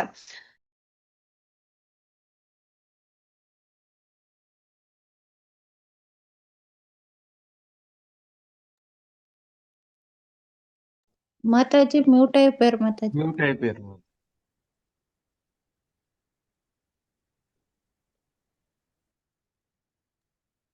మాతాజీ వాయిస్ వినిపించడం లేదు. హరే కృష్ణ. ఇప్పుడు ఓకే ఓకే మాతాజీ. ఇప్పుడు వినిపిస్తుంది మాతాజీ. ఎక్కడి వరకు చెప్పాను? గదాధర్ పండిత్ బాధతో ఉంటారు. కళ్ళు తిరిగి పడిపోయినంత పనిలో ఉంటారు. గదాధర్ కాదు, నిమాయ పండిట్. నిమాయ పండిట్. నిమాయ పండిట్ అంటే ఆయన మాట్లాడుతూ ఆయన ఇంకా నేను కృష్ణకి దూరం అయిపోయాను. నాకు నా గురువు నాకు ఈ దీక్ష ఇచ్చారు. సో అప్పుడే నాకు అంతా తెలిసింది. నేనేం పోగొట్టుకున్నాను, నేనేం మిస్ అయ్యాను, నేను కృష్ణ గురించి తెలుసుకున్నాను చెప్పేసి ఆయన గట్టిగా ఏడుస్తూ స్పృహ కోల్పోయినంత పని అయిపోతుంది అనమాట. సో అందులో నుంచి ఆయన తేరుకునేసరికి ఆయనకి ఇంకా గట్టిగా ఏడుస్తున్నట్లు ఏదో శబ్దం వినిపిస్తుంది అనమాట. అంతా చూస్తే అందరు ఇక్కడే ఉన్నారు కదా, ఇంకెవరు ఏడుస్తున్నారు అని చెప్పేసి ఆయన చూస్తూ ఉంటే అప్పుడు శ్రీవాస్ పండిట్ అంటారనమాట, నీ గదాధరే పక్క గదిలో ఉన్నాడు, వెళ్ళు అని చెప్పేసి చెప్తే అప్పుడు నిమాయ్ అక్కడికి వెళ్తాడు. నిమాయ్ అక్కడికి వెళ్ళిన తర్వాత గదాధర్ని కౌగిలించుకొని చెప్తాడనమాట, గదాధర్ నువ్వు చాలా అదృష్టవంతుడివి. ఎందుకంటే నువ్వు చిన్నప్పటి నుంచి కూడా చాలా వినయంగా చాలా మంచి స్వభావం కలిగి ఉన్నావు, కృష్ణ భక్తుడిగా ఉన్నావు. కానీ నేను నా జీవితం అంతా వృధాగా చేసుకున్నాను, నాకు ఇప్పుడు తెలిసిందని చెప్పేసి ఆయన చాలా గట్టిగా ఏడుస్తూ ఉంటే గదాధర్ పండిట్ ఒకవైపు చాలా ఆనందపడతాడు. ఎందుకంటే ఒకప్పుడు అలా ఉండే నిమాయ్ ఈ రోజు ఇట్లా ఉన్నాడు, ఇంత మంచిగా జపం చేస్తున్నాడు అని చెప్పేసి ఆయన ఆ ఆనందంతో నిమాయిని బుజ్జగిస్తూ ఉంటాడు అనమాట. సో పర్లేదు, ఏమైంది, వదిలేసాయి, ఇప్పటి వరకు నువ్వేం చేయలేదు కదా, కనీసం ఇప్పుడైనా కానీ నువ్వు చక్కగా జపం చేస్తున్నావు, భగవంతుని ఆరాధిస్తున్నావు అని చెప్పేసి ఆయన్ని కౌలించుకొని వాళ్ళిద్దరు మాట్లాడుకొని అట్లా ఆ పరిస్థితి అలా సర్దుమణిగిపోతుంది అనమాట. సో అప్పటి నుంచి అందరికి ఒకటి అర్థమైంది, ఏంటి అంటే నిమాయిని ఎవరైనా కంట్రోల్ చేయగలిగేది ఎవరు అంటే గదాధర్ పండిట్ అన్నమాట. సో మనం చూడొచ్చు, కృష్ణ ఏం చేసినా కూడా కృష్ణని కంట్రోల్ చేయగలిగేది ఎవరు? రాధారాణి. రాధారాణి. సో రాధారాణి రూపమే గదాధర్ కాబట్టి గదాధర్ కూడా నిమాయ పండిట్ ని కంట్రోల్ చేయగలిగేది అనమాట.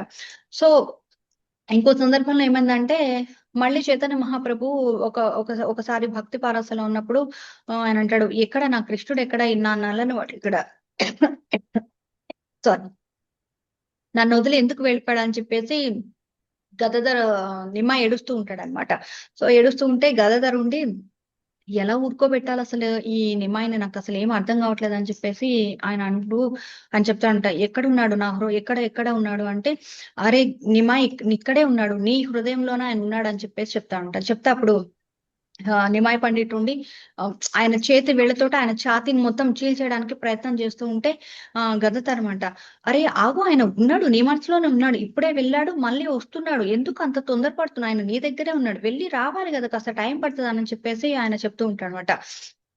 సో అప్పుడు ఆమె చూస్తుంది అనమాట, ఎవరు, నిమాయ్ పండిట్ ఒక తల్లి చూస్తుంది. చూసి అరే ఏంటి నిమాయ్ ఇట్లా అయిపోయాడు అని చెప్పేసి ఆమె ఎలా కంట్రోల్ చేయాలి నా బిడ్డను అని చెప్పేసి ఆమె చాలా భయపడింది అనమాట. సో అప్పుడు ఏంటి అంటే గదాధర్ పండిట్ నిమాయిని అంటే సర్ది చెప్పి ఆయనని తనని అట్లా ఊరుకోబెట్టేవాడు అనమాట. సో అదేంటి ఆమె చూసింది, సచీమాత చూసింది ఆ విషయాన్ని దగ్గరగా చూసి అప్పుడు గదాధర్ పండిట్ దగ్గరకు వచ్చి, గదాధర్ నేను చాలా భయపడ్డాను, నిమాయ్ అట్లా ఉన్నాడు, బట్ నిమాయ్ని కంట్రోల్ చేయగలిగింది నువ్వే కాబట్టి నువ్వు నాకు ఒక మాట ఇవ్వాలని చెప్పేసి గదాధర్ని సచీమాత అడుగుతారనమాట. సో అప్పుడు గదాధర్ అంటారు, ఏంటి అని అంటే, నువ్వు ఎప్పుడు కూడా నా బిడ్డని, నా కొడుకుని వదిలేసి నువ్వు ఎక్కడికి వెళ్ళకు, నువ్వు తనతోనే ఉండాలి, ఎక్కడున్నా కూడా నువ్వు తనతోనే ఉండాలని చెప్పేసి ఆమె మాట తీసుకుంటుంది అనమాట. తీసుకొని ఇదే నేను నీకు ఇచ్చేటువంటి ఆశీర్వాదం కూడా, సో నువ్వు ఎల్లప్పుడు కూడా నిమ్మాయితోనే ఉండాలని చెప్పేసి ఆమె అంటారనమాట. సో అప్పుడు రాధారాణి అనుకుంటారు, ఏమని అనుకుంటారు, హరే కృష్ణ, మనకు కావాల్సింది అదే కదా అనుకుంటారు. నా కోరిక కూడా అదే కదా. ఎస్, రాధారాణికి కావాల్సింది కూడా అదే. ఎందుకంటే ఆమె ఉన్నది గదాధర్ పండిట్ రూపంలో అయినా కానీ ఆమె భావం అంతా కూడా రాధారాణి, ఎక్కడ కృష్ణ ఉంటాడో అక్కడ ఆమె ఉండాలని అనుకుంటున్నాడు.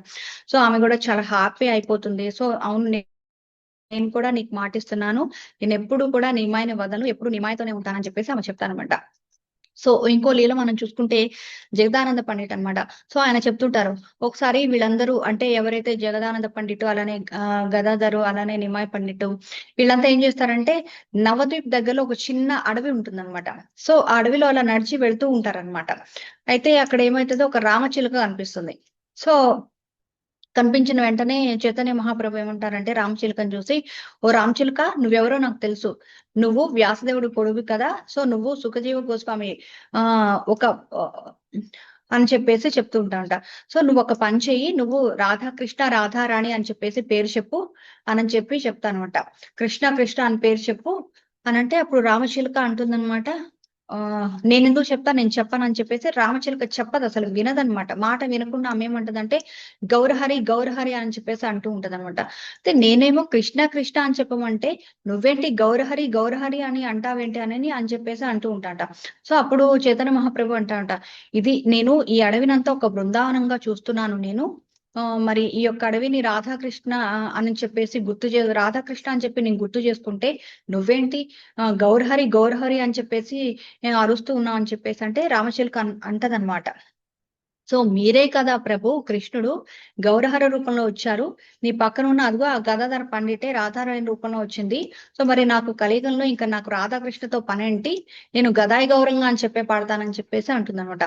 సో అప్పుడు చైతన్య మహాప్రభు అంట, ఓ విష్ణు, ఏంటి విష్ణు, నాకు ఇదంతా ఎందుకు, నాకు అసలు వినాలని లేదు, రాధాకృష్ణ పాడమంటే నువ్వేంటి ఇలా పాడుతున్నావు అని చెప్పేసి అక్కడ నుంచి వెళ్ళిపోతానమాట. సో అట్లాగా చాలా చాలా మంచి మంచి లీలలు అనేవి మనం చూడొచ్చు అనమాట. గదాధర్ పండిట్ అలానే చైతన్య చైతన్య మహాప్రభు అన్నమాట. సో ఇవన్నీ కూడా వాళ్ళు సన్యాసం తీసుకోక ముందే జరుగుతుంది అన్నమాట. సో ఇంకోసారి ఏంటి అంటే నవదీప్ లో ఉన్నప్పుడు ఆ ఊర్లో ఒక వ్యక్తి వచ్చి ఒక కవర్ పెట్టాడు అనమాట. సో అందులో ఏముంటుందంటే ఆ ఊరికి ఒక గొప్ప వైష్ణవుడు వస్తున్నాడు, తన పేరు పుండరీక విద్య అని చెప్పేసి తెలుస్తుంది అనమాట.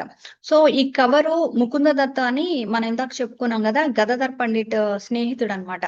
సో అతను తీసుకుంటాడనమాట. ఆ కవర్ తీసుకొని అది చూసి పోయి గదాధర్కి చెప్తాడు. ఎందుకంటే గదాధర్కి వైష్ణవులు అంటే చాలా ఇష్టం అనమాట. సో గదాధర్ దగ్గరికి వెళ్ళి చెప్తాడంట, గదాధర నీకు వైష్ణవులు అంటే చాలా ఇష్టం కదా, మన ఊరికి ఒక గొప్ప వైష్ణవుడు వచ్చాడంట, రా నీకు ఇష్టం కదా నేను తీసుకుని వెళ్తాను, మన ఇద్దరం కలిసి ఆయన దర్శనం చేసుకుందాం అని చెప్పేసి ఆయన చెప్తాడంట. సరే గదాధర్ కూడా ఓకే అని చాలా సంతోషపడి చాలా ఉత్సాహం చూపిస్తాడంట. సో ఇద్దరు వెళ్ళారు. ఇద్దరు వెళ్ళిన తర్వాత ఒక వ్యక్తి అసలు ఆయన ఎట్లా అంటే వైష్ణవుడు అంటే అలా ఉంటాడు ఇలా ఉంటాడు అని చెప్పేసి గదాధర్ చాలా ఇమాజిన్ చేసేసుకుంటాడు అనమాట. చేసేసుకున్న తర్వాత అంత గొప్పగా ఉంటాడు ఇంత గొప్పగా ఉంటాడు అని అనుకుంటే తీరా అక్కడికి వెళ్ళిన తర్వాత మొత్తం పరిస్థితి అంతా రివర్స్ అయిపోతుంది అనమాట. ఎందుకంటే గదాధర్ పండిట్ ఊహించుకునేది ఒకటి, అక్కడ కనిపించేది ఒకటి అనమాట. సో ఊహించుకుంటూ అక్కడికి వెళ్ళిన తర్వాత పుండరీక విద్య ఒక రూమ్ లో ఉంటారనమాట. సో వెళ్ళిన తర్వాత ఆ రూమ్ అంతా కూడా చాలా ఆభరణాలతో వజ్ర వైడూర్యాలతోటి అండ్ ఆయన ఉన్నటువంటి మంచం కానీ లేదంటే అక్కడ ఉన్నటువంటి దాసీలు కానీ వీళ్ళందరూ చాలా చాలా లగ్జరీగా ఉంటది అనమాట అది. సో ఆయన ఎట్లుంటదంటే అసలు ఆ మంచం చాలా మెత్తగా ఉంటది అనమాట. సో ఆయన ఆయన ఎవరైతే పుండరీక ఆ గురువు ఉన్న ఆ వైష్ణవుడు ఉన్నాడో ఆయన అంతా కూడా మంచి సిల్క్ బట్టలు చాలా కాస్ట్లీ బట్టలు అట్లా వేసుకుని ఉంటాడు. ఆయన చేతి చూస్తేనేమో ఈ చేతికి ఉంగరాలు ఈ చేతికి ఉంగరాలు అంతా వజ్రాలు బంగారం అంతా నిండిపోతుంది అనమాట. సో ఇంకా ఆయన ఆయన ఎట్లా ఉంటదంటే అసలు ఆయన హెయిర్ మొత్తం చాలా ఇదిగా ఒక మంచి సువాసన పెట్టుకున్నటువంటి తైలం ఎట్లయితే ఒక మంచి సువాసన ఉన్నటువంటి తైలం ఎట్లయితే వాసన వస్తుందో అంత అంత బాగా వాసన వస్తుంటారు. అదంతా చూసి అసలు గదాధర్ పండిట్కి ఏం అర్థం అవ్వలేదు. ఇదేంటి నేనేమో వైష్ణవుడు అంటే అట్లా ఇట్లా ఊహించుకున్నాను, ఇక్కడ చూస్తేనేమో మొత్తం అంతా రివర్స్ గా ఉంది, ఆయనేమో అసలు ఎట్లున్నాడు, ఆయన పాన్ మింగుతూ ఉన్నాడు. పాన్ మింగుతుంటే ఆ పాన్ వేయడానికి కూడా ఇటు సైడ్ ఒకళ్ళు ఒక పెద్ద గిన్నెలు పట్టుకొని ఉన్నారు, అవి కూడా బంగారపు బౌల్స్ అవి పట్టుకొని ఉన్నారు అని అనుకుంటున్నాడు. మళ్ళీ ఏమో ఆయనేమో వీళ్ళతో మాట్లాడుతూ ఉంటాడు, పక్కన అక్కడ సేవకులు ఉంటే వాళ్ళు అర్థం పెట్టుకుంటే ఆయన హెయిర్ని చూసుకుంటూ ఇట్లా చెప్పండి చెప్పండి అని అంటూ ఉన్నాడు. అసలు ఏంటి నాకు ఏం అర్థం అవ్వట్లేదు అని చెప్పేసి ఈ గదాధర్ పండిట్ ఈయన చూస్తేనేమో ఎంత గొప్పగా చెప్పాడు, నాకు అసలు ఏం అర్థం కావట్లేదు అని చెప్పేసి ఆయన అనుకుంటూ ఉంటాడు అనమాట. సో అట్లా అనుకుంటూ ఉంటుంటే ఆయనకి ఏం చెప్పాలో ఏం చేయాలో అర్థం కావట్లేదు.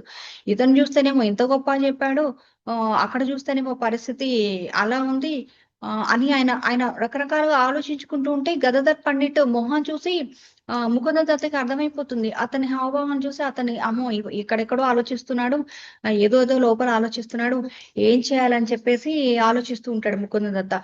అలా ఆలోచిస్తూ ముకుంద దత్త ఒక యుక్తి చేస్తాడనమాట. ఎవరికి గదాధర్కి ఏమనంటే భాగవతంలో ఒక 3వ స్కందంలో ఒక శ్లోకం చెప్తాడంట. అహో బకీయం స్తనకాలకూటం జిఘాంసయాపాయ యదప్యసాధ్వి లేభే గతిం దాతృచింతా తత్యోనం తతోన్యం కంవా దయాళుం శరణం వ్రజేమ అని చెప్తుంటా. అంటే పాపిష్టుదైన పోతన విషపూరితమైనటువంటి తన స్థలాల ద్వారా కృష్ణునికి విషమిచ్చి చంపాలని ప్రయత్నించింది. అయినప్పటికీ కూడా కృష్ణుడు ఆమెకి తల్లికి లభించాల్సినటువంటి ఒక సద్గతిని ప్రసాదించాడు. సో అటువంటి దయామయుడైన శ్రీకృష్ణుని కాకుండా ఇంకెవరిని శరణు వేడుకోగలను అని చెప్పేసి ఆ శ్లోకం యొక్క మీనింగ్ అనమాట. సో అందులో ఉద్ధవ్ అంటున్నాడు, భగవంతుడికి ఎంత దయ ఉంది, పోతన అనేటువంటి ఒక బకాసురుడు ఒక అమ్మగా వచ్చింది, సో నటించి విషం ఉన్నటువంటి ఆ పాలను తాగించాలనేటువంటి ఉద్దేశంతో అక్కడికి వస్తే, కానీ భగవంతుడేమో అమ్మ వచ్చింది పాలు తాగించడానికి అని చెప్పేసి ఆలోచిస్తూ ఉంటాడు. అంతేకాకుండా ఆమెకి గోలోకంలో ఒక ఉన్నతమైనటువంటి స్థానం, ఆవిడకి ధాత్రి అని చెప్పేసి ఒక పదవిని కూడా ప్రసాదించాడు. సో ఇంత దయగా ఉంటారా ప్రపంచంలో ఎవరైనా? తనని చంపడానికి వచ్చిన వాళ్ళను సరే క్షమించగలుగుతారు, కానీ వాళ్ళకి ఒక గొప్ప స్థాయిని ఇచ్చి వాళ్ళకొక ప్లేస్ ఇచ్చి అలా ఎవరైనా చేయగలరు? ఇప్పుడు మనల్ని ఎవరైనా కొట్టారు తిట్టారు అంటేనే మనం ఎలా ఉంటాం వాళ్ళ మీద? ఉంటామా? కోపంగా ఉంటామా? ఉండమా? కోపంగానే ఉంటాం. ఉంటాం. అసలు వాళ్ళని ఇంకా క్షమించమని చెప్పి అనేస్తాం మనం, అవునా? అవును సో మాతాజీ. అట్లాగా భగవంతుడు అంటే ఇంకా అంత కరుణామయుడిగా ఉన్నటువంటి భగవంతుడిని ఏ- శరణాగతి తీసుకొని వాళ్ళని మూర్ఖులని అనుకుంటాం కదా. సో ఇలా చేసినప్పటికీ కూడా ఎవరైతే పుండరీక విద్య ఉంటారో ఆయన లగ్జరీ అవన్నీ కూడా చూసి ఆ అవన్నీ మర్చిపోయాడు అనమాట. ఆయన్ని మర్చిపోయి అంటే ఆ ఎవరైతే ఉన్నారో అంటే ఎవరైతే తన స్నేహితుడు ఉన్నాడో మాధవతో ఏది చెప్తాడో అదంతా విన్న తర్వాత గదాధర్ పండిట్కి ఇంకా అసలు ఏం అర్థం కావట్లేదు, అవన్నీ మర్చిపోయాడు అనమాట. మర్చిపోయి ఒకటే ఏడుపు అనమాట. అరే నేనేంటి ఇంత తప్పు చేశా, అవును భగవంతుడు ఎంత దయామయుడు అని ఇలా చెప్తూ ఇవన్నీ ఆయన ఇంకా ఏడ్చేస్తూ కంప్లీట్ గా అసలు తను ఉన్నటువంటి స్థితిని మొత్తం మర్చిపోయాడు అనమాట. మర్చిపోయి ఇదంతా చూసినప్పుడు గదాధర్ పండిట్ మనసులో అనుకున్నాడు అనమాట. సో ఇంతవరకు ఒక రకంగా ప్రవర్తిస్తున్నాం కదా, కానీ భగవంతుని నామం భగవంతుని యొక్క శ్లోకం విన్నప్పటికీ ఆయన రకరకాలైనటువంటి ఆలోచనలు అవన్నీ వచ్చేసినాయి అనమాట. సో నేను ఏంటి ఇంత తప్పుగా అర్థం చేసుకున్నాను, ఇప్పుడు ఏం చేయాలి నేను అని ఆయన బహిరంగంగానే అనుకుంటాడు, అంటే ఓపెన్ గానే అనుకుంటున్నాడు అనమాట. నేనేం చేయాలి ఇప్పుడు, నేనేం చేయాలని చెప్పేసి నేను మాధవ్ దత్తని అడుగుతున్నాడు అనమాట. సో ఆయన ఎలాంటి బట్టలు వేసుకున్నాడు, ఆయన అసలు ఎలా ఉన్నాడు, అవన్నీ చూస్తున్నారు కానీ తన లోపల స్వభావం భావం ఏంటి అనేది అని చెప్పేసి తను చూడలేదన్నమాట. అంటే తను ఎంత గొప్ప స్థాయిలో ఉన్నా కూడా తనని మనం అంచనా వేసుకోలేకపోయాను అని చెప్పి, నేను చాలా పెద్ద తప్పు చేశాను, ఇప్పుడు అసలు ఏంటి నా పరిస్థితి, ఇప్పుడు నేను ఏం చేయాలి అని చెప్పేసి ఆయన అనుకుంటూ ఉన్నాడు అనమాట. సో వెంటనే తను ముకుంద దత్తతో చెప్పాడనమాట. ఏమని అంటే, నేను ఇలా అపరాధం అయితే చేశాను గురువు పట్ల. సో మరి ఇప్పుడు నాకు పరిష్కారం అయితే నాకేం లేదు, నాకు ఒకటే అర్థమవుతుంది ఏంటి అంటే ఆ ఆయన్ని ఇంకా నేను నా గురువుగానే స్వీకరిస్తాను నేను. సో అప్పుడే నాలో ఆయన మీద వినయం అనేది వస్తుంది అని చెప్పేసి ముకుంద దత్తతో చెప్తాడంట. అంతేకాదు నేను ఈయన దగ్గరే నేను దీక్ష తీసుకుంటాను, ఈయన దగ్గర దీక్ష తీసుకున్న తర్వాత కూడా నేను ఈయనకి సేవ చేస్తాను. అలా సేవ చేస్తేనే నాకు ఆయన పట్ల నేను చేసినటువంటి అపరాధం దాని నుంచి నేను విముక్తుడిని అయిపోతాను, లేదు అంటే నేను అసలు విముక్తుడిని అవ్వను. సో అప్పటికైనా నన్ను ఆయన క్షమిస్తారేమో అని చెప్పేసి ముకుంద దత్తతో చెప్పాడు అనమాట గదాధర్. చెప్పిన తర్వాత ఇంకా ముకుందని అడుగుతాను, గదాధర్ అడుగుతారు కదా, ముకుంద నాకు కొంచెం ఈ సహాయం చేసి పెట్టు, నువ్వు ఎట్లయినా సరే ఆయనతో మాట్లాడి నాకు దీక్ష ఇప్పించు అని చెప్పేసి ఆయన చెప్తే సరే అని చెప్పేసి ఆయన మాట్లాడతారు అనమాట. మాట్లాడిన తర్వాత ఆయన సరే అని చెప్పేసి ఆయనకి దీక్ష ఇస్తానమాట. సో ఈ దీక్ష ఇస్తారు. సో ఆయన దీక్ష తీసుకుంటారు, ఆయనకు సేవ చేసుకుంటూ ఉంటామంట. సో అంటే కృష్ణలీలలో వృషభాన్ మహారాజు అంటే ఎవరు అంటే, వృషభానుడు ఎవరు? రాధారాణి వాళ్ళ నాన్న. రాధారాణి వాళ్ళు. ఈ పుండరీక విద్య కూడా ఎవరు అంటే వృషభాన్ మహారాజే. సో వృషభాన్ మహారాజే రాధారాణి తండ్రి అన్నమాట. సో పుండరీక విద్యనే వృషభాన్ మహారాజు, వృషభాన్ మహారాజే రాధారాణి తండ్రి అనమాట. సో అలా గదాధర్ పండిట్ దీక్ష తీసుకున్నామట. సో యాక్చువల్ గా మనం చూస్తే ఆ పుండరీక విద్య ఆయన ఒక ఘటన గదాధర్ పండిట్ యొక్క లీలల్లోనే చాలా ఉన్నాయి. ఎందుకంటే మన జీవితంలో కూడా మనం చాలా సార్లు మనం అపార్థం చేసుకునే అవకాశాలు చాలా ఎక్కువగానే ఉంటాయి. ఎట్లా అంటే ఇప్పుడు ఒక వ్యక్తి ఏదైనా చెప్పాను అనుకోండి, సో అంటే వాళ్ళని వెంటనే మనం జడ్జి చేసేస్తాం. అంటే ఎట్లా అంటే ఒక చిన్న ఏదైనా మిస్టేక్ జరిగింది అనుకోండి, మనం వెంటనే దాన్నే మనం హైలైట్ చేసుకుంటామా చేసుకోమా? చేసుకుంటాం. సో దాన్ని మనం ఎక్కువగా హైలైట్ చేసుకుంటాం. అంటే మిగిలిన అన్ని కూడా మనము వదిలేస్తాం అనమాట. దీన్ని మనం ఎక్కువగా హైలైట్ చేసుకుంటూ ఉంటామంట. సో మనం ఎట్లా ఉండాలి అంటే భక్తి లైఫ్ లో మనం ఎట్లా ఉండాలంటే చాలా ప్యూర్ గా ఉండాలి. ప్యూర్ అంటే ఆ ఈ ఈ ప్యూర్ అనే దానికి నేను ఒక చిన్న మీనింగ్ చెప్తాను, ఎక్కువ లెంతీగా ఏం చెప్పను. సో పి అంటే మనం ఎవరినైనా సరే జడ్జి చేసే ముందు ఫస్ట్ ఆలోచించాలన్నమాట. అంటే ఎట్లా అంటే వాళ్ళ గురించి మన మనసులో ఏదైనా నెగిటివ్ వచ్చింది అనుకోండి, ఫస్ట్ మనం వాళ్ళకి చెప్పాలి. ఒకసారి కొంచెం ఆలోచించుకోవాలని చెప్పేసి మన మైండ్ కి మనం చెప్పుకోవాలన్నమాట. సో ఎగ్జాంపుల్ గా ఒకటి చెప్తాను. సో ఒక చిన్న పాప ఉంటుంది, ఆ పాప దగ్గర ఒక 2 ఫ్రూట్స్ ఉంటాయి అన్నమాట.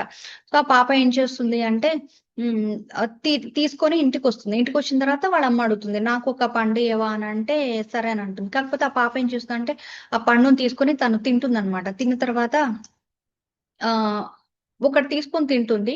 సరే ఒకటి తీసుకొని తింటుంది కదా, ఇంకోటి ఉంది కదా అది ఇస్తదేమోలే అని చెప్పేసి తల్లి అనుకుంటుంది అనమాట.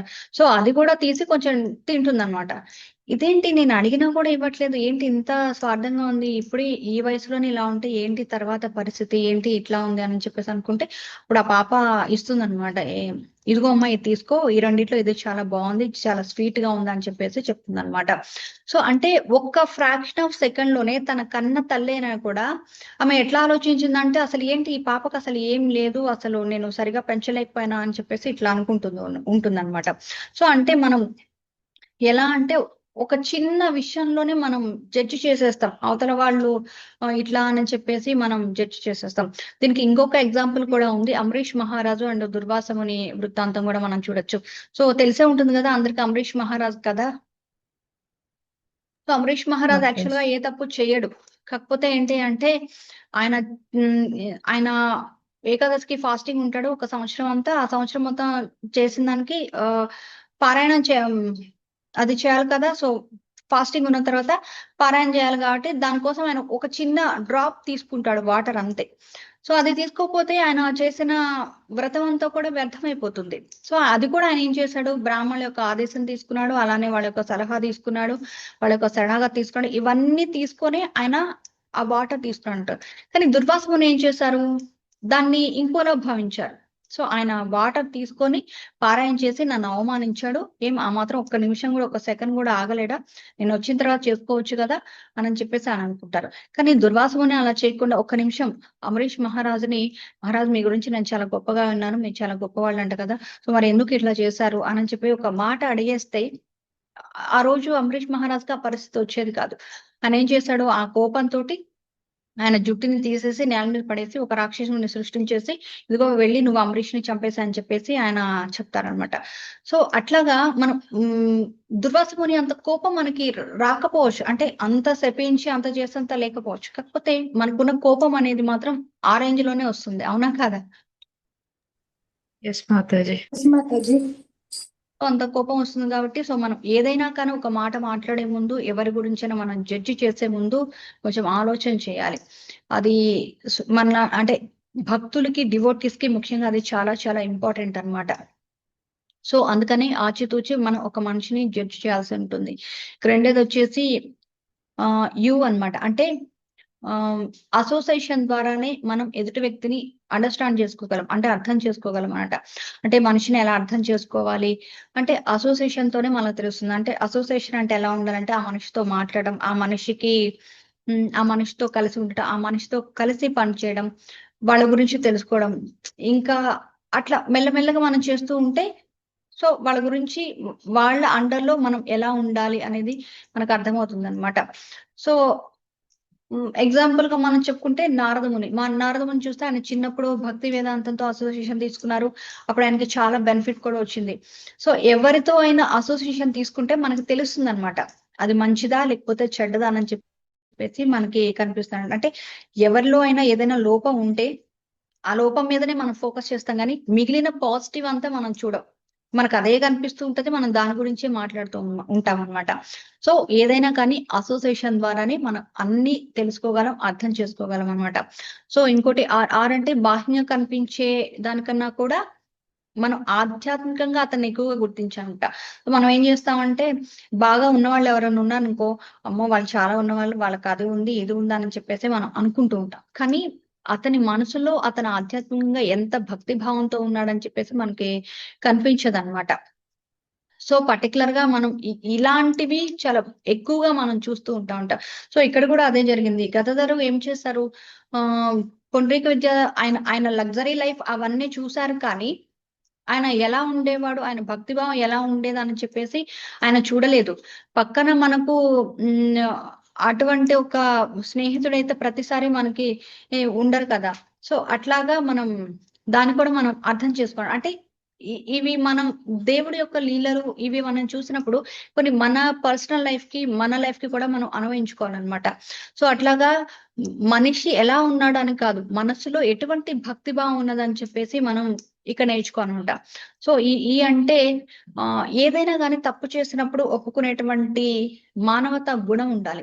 అంటే ఎప్పుడైతే ఒక తప్పు అనేది జరుగుతుందో ఆ తప్పుని మనం అర్థం చేసుకోవాలి. ఓకే, నేను చేసింది తప్పు అని చెప్పేసి మనం యాక్సెప్ట్ చేయాలి. ఆ స్వభావం అనేది మనం ఎక్కువగా నేర్చుకోవాలి. ఎందుకంటే ఇప్పుడు మనం అది నేర్చుకోలేదనుకోండి, ఇంకా మనం భక్తులు ఎలా ముందుకు వెళ్ళగలం? ఆధ్యాత్మిక జీవితంలో మనం ముందుకు వెళ్ళలేం కదా! సో, అంత పరిపూర్ణంగా ఉన్నటువంటి మనుషులమైతే మనం కాదు కదా!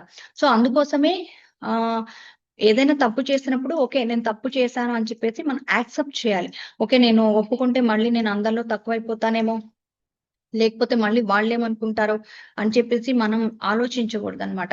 సో, ఎందుకు అంటే అలా చేయడం వల్ల మనమేం నేర్చుకుంటాం? మనమేం నేర్చుకోలేం. తప్పు చేసి కూడా చేయలేదని చెప్పేసి ఒక ఫీలింగ్ తోనే మనం ఉండిపోయామనుకోండి, ఇంక మనం భక్తిలో ముందుకు వెళ్ళలేం. అక్కడే ఆగిపోతూ ఉంటాం. సో, దాన్ని మళ్ళీ మళ్ళీ మనం రిపీట్ చేసుకుంటూ ఉంటాం అన్నమాట. సో, దానికి ఎగ్జాంపుల్ చూస్తే బలి మహారాజు. మనం చూస్తే ఆయనకి చాలా అహంకారం అనేది ఉంటుంది. కానీ ఎప్పుడైతే భగవంతుడొచ్చి ఆయన దగ్గర ఆయన కోరుకుంటాడో, అంటే నాకు 3 అడుగుల నేల ఇవ్వని చెప్పేసి ఆయన అంటాడు, చిన్న బాలుడు నువ్వేంటి ఇది కోరుకుంటున్నావు? ఇంకేమైనా అడుగు, ఇంత గొప్ప వరం అడుగు, నేను ఇస్తానని చెప్పేసి ఆయన అంటూ ఉంటాడు. కానీ ఆయన ఏం కోరుకున్నాడు అనేది ఆయన చూడడు. ఎందుకంటే ఆయన చాలా గొప్ప వ్యక్తి. కానీ ఆయన ఏం చేస్తాడు? భగవంతుడు వచ్చి అది అడగగానే ఆయన అహంకారాన్నంతా మర్చిపోయి ఆయన ఏదైతే అడిగాడో దాన్ని, ఆ 3 అడుగుల నేలని ఆయనకి ఇవ్వడం, బలిచక్రవర్తి యొక్క వినయం అనేది కూడా మనకు అక్కడ అర్థమవుతుందన్నమాట. అంటే మనం ఎలా ఉండాలి అంటే, ఎంత ఎదిగినా కూడా ఒదిగి ఉండాలి. మనం ఏదైనా తప్పు చేస్తే, సో, నేను తప్పు చేశానని చెప్పేసి మనం దాన్ని ఒప్పుకోవాలన్నమాట. సో, అలా ఒప్పుకుంటేనే మనం భక్తిలో ముందుకు వెళ్ళగలం అని చెప్పేసి మనం ఇక్కడ తెలుసుకోవచ్చన్నమాట. సో, అది భక్తుడికి ఉండవలసినటువంటి చాలా గొప్ప లక్షణంగా కూడా మనం చెప్పుకోవచ్చు. అంటే ఎవరైతే భక్తిలో సీరియస్‌గా ఉండాలని అనుకుంటారో, వాళ్ళందరూ కూడా వాళ్ళలో ఉన్నటువంటి లోపాలని తీసేసుకోవాలి. సో, నాలో ఈ లోపం ఉంది కదా! దాన్ని తీసేసుకోవాలని చెప్పేసి బహిరంగంగానే, ఓపెన్‌గానే వాళ్ళ తప్పుని వాళ్ళు ఒప్పుకోవాలన్నమాట. అది ఒక భక్తుడికి ఉండవలసినటువంటి మంచి లక్షణంగా కూడా మనం చూసుకోవచ్చు. సో, పుండరీక విద్య అనేటువంటి ఒక గురువు, ఆయన ఒక దాగి ఉన్న, అంటే ఆయన వెనక దాగి ఉన్నటువంటి ఒక బంగారం లాంటి వాళ్ళన్నమాట. సో, అంటే అది అందరూ అర్థం చేసుకోలేరు. అంటే ఆయన ఎలా అంటే, చాలా మంది ఇప్పుడు మనం ఒక గోల్డ్ కానీ లేదని ఏదైనా ఉందనుకోండి, అది ఎవరి దగ్గరికైనా తీసుకొని, అంటే ఆ వ్యాపారం చేసే వాళ్ళ దగ్గరికి కాకుండా బయట వాళ్ళ దగ్గర తీసుకొని వెళ్తే వాళ్ళు చెప్పగలరా? ఇది గోల్డే, ఇది మంచిదే అని చెప్పేసి చెప్పలేరు. ఎందుకంటే ఎవరైతే ఆ వ్యాపారం చేస్తారో వాళ్ళకే తెలుసు అది బంగారమో కాదో ఏంటి అని చెప్పేసి. అలానే మనం మంచి భక్తులతో అసోసియేషన్ ఎప్పుడైతే చేస్తామో, వాళ్ళే మనకు సరైన దారిని, సరైన మార్గాన్ని చూపిస్తారు. అంటే ఏది ఎలా చూడాలి, ఏది ఎలా అర్థం చేసుకోవాలి అనే అర్థాన్ని మనకు చెప్తూ ఉంటారన్నమాట. సో, ఆయనతో పాటు ముకుంద దత్త, ఇందాక చెప్పాను కదా! ఆయనతో పాటు ముకుంద దత్త ఉన్నాడు కాబట్టి గదాధర్ పండిట్‌కి చెప్పగలిగారు. కానీ మనకి ప్రతిసారి ముకుంద దత్త లాంటి వాళ్ళు ఉండలేరు కదా! సో, కాబట్టి మనం ఎవరైతే ఒక అంటే అటువంటి వ్యక్తితోటే మనము సావాసం అనేది చేయాలన్నమాట. సాంగత్యం అనేది తీసుకోవాలన్నమాట. సారీ, ముకుంద దత్త లాంటి వాళ్ళతోనే మనం ఉంటే, మనం ఎప్పుడు ఏం చేస్తున్నాము, మన ఆలోచన ఎలా ఉంటుంది, మనం ఏ విధంగా ముందుకు వెళ్తాం అని చెప్పేసి అటువంటి భక్తుల అసోసియేషన్‌లో ఉంటేనే మనం ఏది మంచి, ఏది కరెక్టు, ఎటు వెళ్తున్నాము, ఏం చేస్తున్నాము అనేటువంటి విషయాన్ని మనం తెలుసుకోవచ్చు. సో, నేను ఇందాక చెప్పాను, అటువంటి వాళ్ళు ఎప్పుడు ఉండరని కాదు. సో, అటువంటి వ్యక్తులతోనే మనం ఉండాలన్నమాట. సో, అలా ఉంటేనే మనకి ఏది మంచి, ఏది చెడు అనేది తెలుస్తుందన్నమాట. సో, ఒకవేళ గనక ముకుంద దత్త గనక లేకపోతే మేబీ గదాధర్ పండిట్ ఇంకెప్పుడు పుండరీక విద్యని కలిసేవాళ్ళు కాదేమో, ఆయన గురువుగా స్వీకరించేవాళ్ళు కాదేమో, ఆయన దగ్గర అసలు దీక్షనే తీసుకునేవారు కాదేమో. సో, కాబట్టి ముకుంద దత్త అనేటువంటి ఒక భక్తుడి అసోసియేషన్ లో ఉన్నారు కాబట్టి గదాధర్ పండిట్ కూడా మంచిగా ఆయన గురించి తెలుసుకున్నారు, ఆయన దగ్గర దీక్ష తీసుకున్నారు. సో, అందుకే ఏదైతే మనం చూసేది కరెక్ట్ గా ఉండకపోవచ్చు, కానీ ఎవరైతే ప్యూర్ డివోటీ ఉంటారో వాళ్ళైతే చాలా కరెక్ట్ గా ఉంటారు. సో, వాళ్ళకి అన్నీ తెలుసు కాబట్టి అలాంటి వాళ్ళ అసోసియేషన్ లోనే మనం ఉండాలన్నమాట. ఎప్పుడు కూడా ఎవరిని కూడా వెంటనే తొందరగా జడ్జి అనేది చేయకూడదు అనమాట. సో, అది మనం ఇక్కడ తెలుసుకోవాల్సింది. అంటే మనం ఉండవలసినటువంటి అసోసియేషన్ అనేది చాలా కరెక్ట్ గా ఉండాలి. ఒక ప్యూర్ డివోటీ దగ్గర ఉంటే, మనం తప్పు చేస్తుంటే దాన్ని సరి చేయగలరు. మనం కరెక్ట్ చేస్తుంటే దానికి ఇంకా మనం కొంచెం సలహా ఇవ్వగలరు అనమాట. సో, అది మనం నేర్చుకోవచ్చు. సో, ఇంకొక లీల మనం కనుక చూస్తే, ఒకసారి ఏమవుతుందంటే గదాధర్ పండిట్ అలానే చైతన్య మహాప్రభు, ముకుంద దత్త వీళ్ళందరూ కలిసి నవద్వీప్‌లో అలా నడుచుకుంటూ వెళ్తూ ఉంటారన్నమాట ఒకరోజు. సో, నడుచుకుంటూ వెళ్తుంటే అక్కడ ఒక అడవి లోపలికి వెళ్ళిపోతారన్నమాట. సో, అలా వెళ్ళినప్పుడు చైతన్య మహాప్రభు అంటారనమాట. ఆ బృందావనం భావన వస్తుంది నాకు ఇక్కడ ఎందుకు అని చెప్పేసి అని అంటారనమాట. అంటే అప్పుడు గదాధర్ పండిట్ కూడా రాధారాణి భావంలో వచ్చి అక్కడ ఉన్నటువంటి చుట్టుపక్కల ఉన్నటువంటి పూలు అవన్నీ తెంపి ఒక మాల తయారు చేస్తానమాట. మాల తయారు చేసి గౌరంగ మహాప్రభుకు వేస్తానమాట. సో గౌరంగ మహాప్రభు వేసిన తర్వాత ఆయన వెళ్ళి మా గౌరవంగానే మహాప్రభు పక్కనే అలా రాధారాణిలా కూర్చుంటారనమాట. సో అక్కడ చాలా మంది డివోటీస్ కూడా ఉంటారనమాట. అంటే ఎవరెవరంటే పురుషోత్తం కానీ వాసుదేవ్ నరహరి వీళ్ళందరూ ఉంటారనమాట. సో ఇంకొంతమంది ఏం చేస్తూ ఉంటారు, కొంతమంది చామర సేవ చేస్తూ ఉంటారు. ఇంకా శుక్లమర బ్రహ్మచార్యము అందరికీ చందనం వేస్తుంటారు. శ్రీవాస్ పండిట్ ఏమో అందరికీ మాల కట్టి మాల వేస్తూ ఉంటారంట. సో మహాప్రభుకి ఆ చెట్టుతో కట్టినటువంటి ఒక ఊయల ఉంటుంది కదా, ఆ ఊయల సేవ కూడా ఆయన అందిస్తూ ఉంటారంట. సో ఇట్లా అనేకటువంటి ఘటనలు మనకి అక్కడ తెలుస్తూ ఉంటాయి అన్నమాట.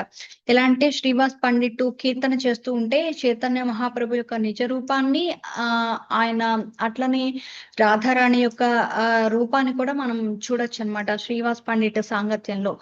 అవన్నీ కూడా అక్కడ జరుగుతాయన్నమాట.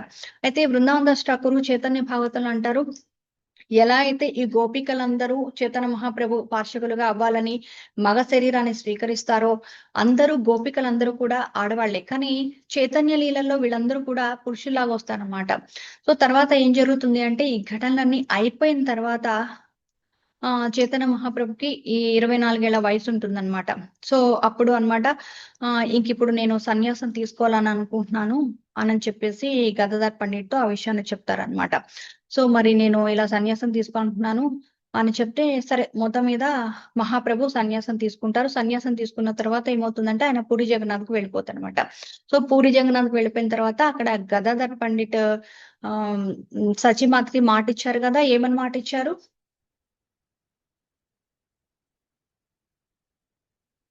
హరే కృష్ణ.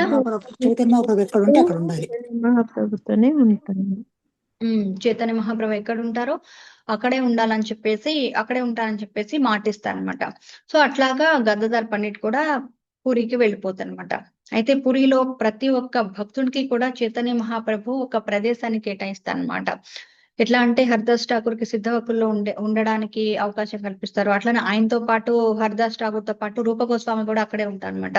సో అలానే చైతన్య మహాప్రభు అయినా ఆయన గంభీరాలో ఉండేవాళ్ళు, కాశీ మిశ్రా యొక్క ఇంట్లో. ఇట్లా మరి గదాధర్ పండిట్ కి కూడా ఇక్కడే ఒక మంచి ఒక స్థలాన్ని ఇస్తారనమాట చైతన్య మహాప్రభు. సో ఆ స్థలం ఏంటంటే ఒక తోట అన్నమాట. ఆ తోట ఏంటంటే యమలేశ్వర్ అన్నమాట. అంటే యమేశ్వర్ అంటే యమేశ్వర్ భగవాన్ అంటే శివుడి యొక్క తోట అన్నమాట. అక్కడ తోటలో చైతన్య మహాప్రభు అంటారు గదాధర్ పండిట్ని, నువ్వు ఇక్కడే ఉండు, నేను వస్తాను ప్రతిరోజు, నేను వచ్చి నీ సాంగత్యం తీసుకుంటాను అని చెప్పేసి ఆయన అక్కడే సేవ చేసుకో అని చెప్పేసి చెప్తారనమాట. గదాధర్ పండిట్కి అక్కడే సేవ ఇస్తారనమాట. అయితే చైతన్య మహాప్రభు ప్రతిరోజు అక్కడికి వెళ్ళేవాళ్ళు అనమాట. ఆ ప్లేస్ అంటే చైతన్య మహాప్రభుకి ఎందుకో చాలా ఇష్టంగా ఉండేది. ఎందుకు అంటే అక్కడ ఒక తోట ఉండేది. ఆ తోటను చూస్తే అదంతా బృందావనం అనేటువంటి ఒక భావన వచ్చేది అనమాట చైతన్య మహాప్రభుకి. అండ్ అలానే ఆ చుట్టుపక్కల కూడా చిన్న చిన్న కొండలు ఉండేవన్నమాట. అది చేతక్ పర్వతం అని అంటారంట. సో అది చూస్తే ఆయనకి గోవర్ధన పర్వతం గుర్తొచ్చేదన్నమాట. సో అట్లా తోట అంతా చూస్తే బృందావనంలో ఉంది, పక్కన ఈ కొండలు అవి చూస్తేనేమో గోవర్ధన గిరిలాగా ఉంది. సో గదాధర్ నువ్వు ఇక్కడే ఉండాల్సిందే, నువ్వు ఇక్కడే ఉండు, నేను రోజు ఇక్కడికి వస్తాను అని చెప్పేసి గదాధర్ పండిట్తో మాట చెప్పేసి అక్కడే ఉండని గదాధర్ పండిట్కి అక్కడ చెప్పి చేస్తామట. సో అప్పుడు చైతన్య మహాప్రభు అంటారు, గదాధర్ అదే కాదు, నువ్వు రోజు కూడా భాగవతం అనేది నువ్వు చదవాలి, నేను వినాలి. సో ఇట్లా మనం రోజు అసోసియేషన్ లో ఉందామని చెప్పేసి ఆయన చెప్తూ ఉంటారంట. సో ప్రతిరోజు కూడా భాగవతం చదువుతున్నప్పుడు గదాధర్ పండిట్ కళ్ళల్లో నీళ్ళు అనేవి అంటే అట్లా కారిపోతూ ఉంటది అనమాట. ఆయన భాగవతం చదువుతూ ఉంటే ఆయన చదువుతుంటే అసలు చదవటం కన్నా కూడా కన్నీళ్ళు ఎక్కువ వచ్చాయన్నమాట. ఆ కన్నీళ్ళకి ఆ భాగవతంలో ఉన్నటువంటి పేజీలన్నీ కూడా తడిచిపోయాయి అన్నమాట. సో అంత ఇదిగా వాళ్ళు లీనమైపోయి ఆ భావాన్ని అర్థం చేసుకుంటూ కూడా వాళ్ళు చదువుకునేవాళ్ళు అనమాట. ఇంకోటి ఏంటంటే ఎక్కువగా కూడా వాళ్ళు 2 కథల గురించి ఎక్కువ మాట్లాడుకునేవాళ్ళు. ఇంకా అసలు వేరే దాని గురించి వాళ్ళు అసలు మాట్లాడుకోరు అనమాట. ఒకటి ధ్రువ మహారాజ్ గురించి చెప్పుకునేవాళ్ళు, ఇంకోటి ప్రహ్లాద్ గురించి చెప్పుకునేవాళ్ళు. సో ఈ రెండిటి గురించి వాళ్ళు ఉన్నంత కాలం కూడా వీటి గురించి మాత్రమే చెప్పుకునేవాళ్ళు అనమాట. సో అట్లాగా రోజు కూడా గదాధర్ చదివేవాళ్ళు, మన చైతన్య మహాప్రభు వినేవాడు అనమాట. సో ఒక రోజు ఏమైంది, చైతన్య భాగవతం వింటూ వింటూ ఉండేవాళ్ళు కదా. సో చైతన్య మహాప్రభులో ఒక చాలా భావం వచ్చేసింది అనమాట, ఒక రకమైనటువంటి భావన వచ్చేసింది అనమాట. ఆయన ఇంకా చైతన్య మహాప్రభు, ఏ ప్రాణనాథ, ఏ కృష్ణ, ఎక్కడున్నావు నువ్వు, ఎక్కడ ఎక్కడ అని చెప్పేసి బాగా ఏడ్చేశారనమాట ఒక రోజు. సో చైతన్య మహాప్రభువు ఆ ఇంకా నాకు ఏం చేయాలో నాకు అర్థం అవ్వట్లేదు అని చెప్పేసి ఆయన అట్లా ఏడుస్తూ ఏడుస్తూ ఏడుస్తూ, అంటే ఆ కథలు విని విని చైతన్య మహాప్రభు ఏడుస్తూ ఏడుస్తూ ఇంకా ఆయన ఒకసారి ఎక్కడైతే వాళ్ళు భాగవతం చదువుతూ ఉన్నారో, పఠనం చేస్తున్నారో అక్కడే అన్నమాట చైతన్య మహాప్రభు తన చేతులతోటి మట్టిని తవ్వేసి బాగా మట్టిని తన చేతులతోనే తవ్వుతూ ఉంటారన్నమాట. సో తవ్వుతూ ఉన్నప్పుడు అక్కడ గోపీనాథ్ అని చెప్పేసి ఒక విగ్రహం అనేది బయట కనిపిస్తుంది అనమాట. సో అప్పుడు చెప్తాడనమాట, ఏ గదాధర్, ఇదిగో ఇక్కడే నా ప్రాణనాథుడు ఉన్నాడు అని చెప్పేసి ఆయన చెప్తూ ఉంటారనమాట. సో అప్పుడు ఆయన చేతికి గోపీనాథ్ విగ్రహం అనేది దొరుకుతుంది. సో అప్పుడు ఆ గోపీనాథ్ విగ్రహాన్ని బయట తీసి అప్పుడు గదాధర్ పండిట్తో చెప్తారు, గదాధర్, ఈ రోజు నుంచి నువ్వు గోపీనాథ్ సేవ చేసుకో అని చెప్పేసి ఆయన చెప్తారనమాట. సో అప్పటి నుంచి ఈ గదాధర్ పండిట్, గోపీనాథ్, దాంతో పాటు ఇంకా 2 విగ్రహాలు, రాధారాణి అండ్ లలిత సఖి, ఈ ముగ్గురికి కూడా గదాధర్ పండిట్ సేవ చేస్తారనమాట. సో మీరు ఇప్పుడు మనం పూరి జగన్నాథులు కూడా ఎవరైనా ఎప్పుడైనా వెళ్తే మనం చూడొచ్చు అంట. సో జగన్నాథ్ పూరిలో కూడా ఆ స్వయంభూ విగ్రహాలు అనేవి మనకి కనిపిస్తూ ఉంటాయి అన్నమాట. అంటే అవి స్వతహాగా ఆయన చేతులతో చైతన్య మహాప్రభు తన చేతులతో మట్టిని తవ్వి ఆ విగ్రహాల్ని బయటికి తీశారనమాట. అంటే గోపీనాథ్ అండ్ రాధారాణి వీళ్ళిద్దరు కూడా నల్లగా ఉంటారు. అయితే రాధారాణి చేతిలో ఏమో ఒక వీణ ఉంటుందంట, అండ్ లలిత సఖి చేతిలోనేమో ఒక ఫ్లూట్ ఉంటుందన్నమాట. సో గోపీనాథ్ కూడా ఆ ఫ్లూట్ ని వాయిస్తూ ఉంటారనమాట. సో అలానే కృష్ణుడు కూడా వేణు వాయిస్తున్నటువంటి విగ్రహాన్ని పూజించడం కూడా ఒక విశేషమైనటువంటిదంట. సో ఎందుకంటే రాధారాణి మరియు లలిత సఖి వీళ్ళిద్దరిది ఒక సమ్మిళితమైనటువంటి, అంటే ఒక డిఫరెంట్ అయినటువంటి అవతారం అన్నమాట. అంటే ఏదంటే గదాధర్ పండిట్ అంటే Radharani and Lalitha Sakhi. So Gopinath పక్కనే మనం వీళ్ళని చూస్తాం అనమాట. సో దీంతో ఆయన చాలా హ్యాపీ అయ్యి ఇంకా ఈ రోజు నుంచి ఆయన పేరు తోటా గోపీనాథ్ అని చెప్పేసి, అట్లా ఆయన తోటా గోపీనాథ్ అని చెప్పేసి చెప్తానమాట. సో తోటా గోపీనాథ్ కి రోజు కూడా గదాధర్ సేవ చేస్తూ ఉంటారనమాట. ఇంకోటి ఏంటంటే గదాధరు చైతన్య మహాప్రభుతో చెప్తారనమాట, నేను క్షేత్ర సన్యాసం తీసుకుంటున్నాను అని చెప్పేసి చెప్తూ ఉంటారు. అంటే క్షేత్ర సన్యాసం అంటే ఎవరికైనా ఐడియా ఉందా?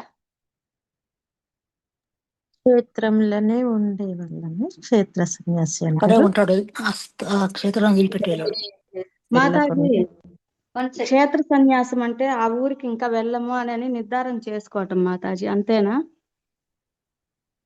క్షేత్ర సన్యాసం అంటే ఆ ఊరిలోనే ఉంటాను,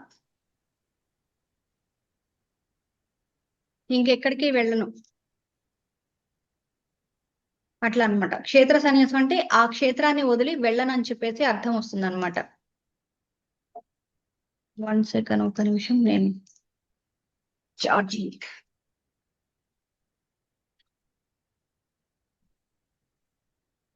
సారీ.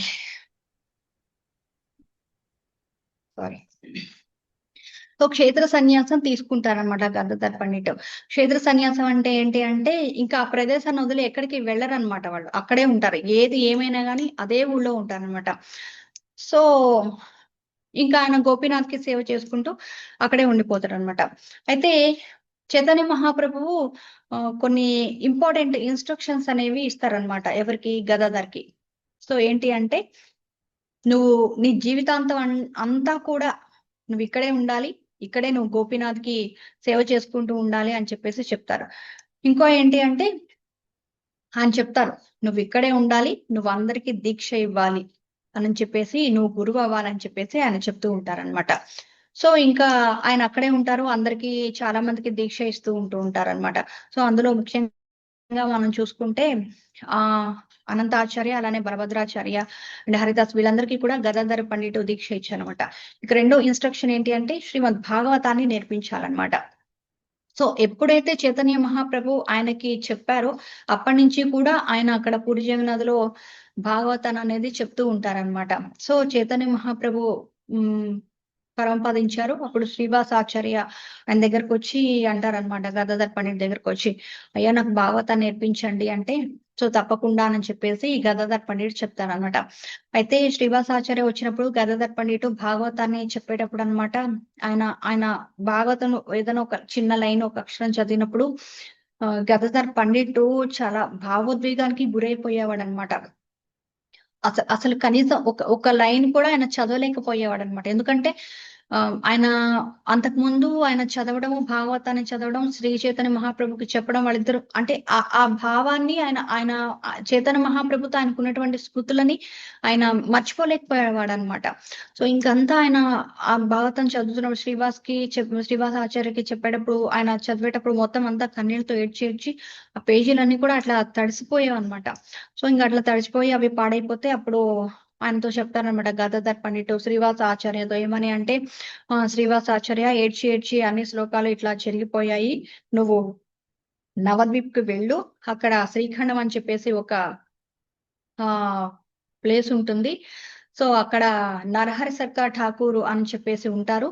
సో ఆయన దగ్గరికి వెళ్ళి నువ్వు కొత్త భాగవతం సెట్ తీసుకునిరా, నీకు అప్పుడు నేను భాగవతం నేర్పిస్తానని చెప్పేసి ఆయన వెళ్తారనమాట. సో అక్కడికి వెళ్ళిపోయిన తర్వాత అక్కడ అవి తీసుకొని మళ్ళీ ఆయన తీసుకొని జగన్నాథ్పురికి తిరిగి వస్తారు. కాకపోతే ఆయన వచ్చేసరికి గదాధర్ పండిట్ తిరోభావం అవుతారనమాట. కానీ గదాధర్ పండిట్ ఉన్నంత కాలం కూడా చైతన్య మహాప్రభు ఏవైతే ఆదేశాలు ఇచ్చారో వాటన్నిటిని కూడా ఆయన తప్పకుండా ఖచ్చితంగా పాటించేవారు అనమాట. ఎవరైనా ఆయన దగ్గరకు వచ్చి భాగవతం చెప్పాలి, భాగవతం నేర్చుకోవాలి అంటే ఖచ్చితంగా ఆయన చెప్పేవాడు అనమాట. సో ఇంకోటి ఏంటి అంటే, మూడోది పూరి ప్రదేశాన్ని ఎప్పుడు వదిలి వెళ్ళకూడదు అని చెప్పేసి కూడా చైతన్య మహాప్రభు గదాధర్ పండిట్ కి చెప్పారనమాట. సో గోపీనాథ్ కి నువ్వు సేవ అందించాలి అని చెప్తే, సో ఆయన ఖచ్చితంగా ఆయన ఆజ్ఞలను పాటించేవాళ్ళు. సో ఆయన ఉన్నంత వరకు కూడా చైతన్య మహాప్రభు ఏవైతే చెప్పారో అవన్నీ కూడా ఫాలో అయ్యేవాడు అనమాట. సో అయితే ఒకసారి ఏమైంది అంటే ఒక ఇష్యూ జరిగిందనమాట. సో మనం చూడొచ్చు, అంటే ఇది వరకు మనం చూస్తే గనక, అంటే మనం బృందావన లీలలో మనం చూస్తే మీరందరూ ఎప్పుడైనా అబ్జర్వ్ చేస్తారా, బలరాంకి గాని అండ్ రాధారాణికి కానీ వాళ్ళిద్దరి మధ్య ఏమైనా సంభాషణ కానీ, వాళ్ళిద్దరి మధ్య లీలలు కానీ, అంటే వాళ్ళు మాట్లాడుకోవడం ఎప్పుడైనా గమనించారా మీరు? అటువంటి సందర్భాలు ఏమన్నా మనకు అనిపిస్తాయా? హరే కృష్ణ.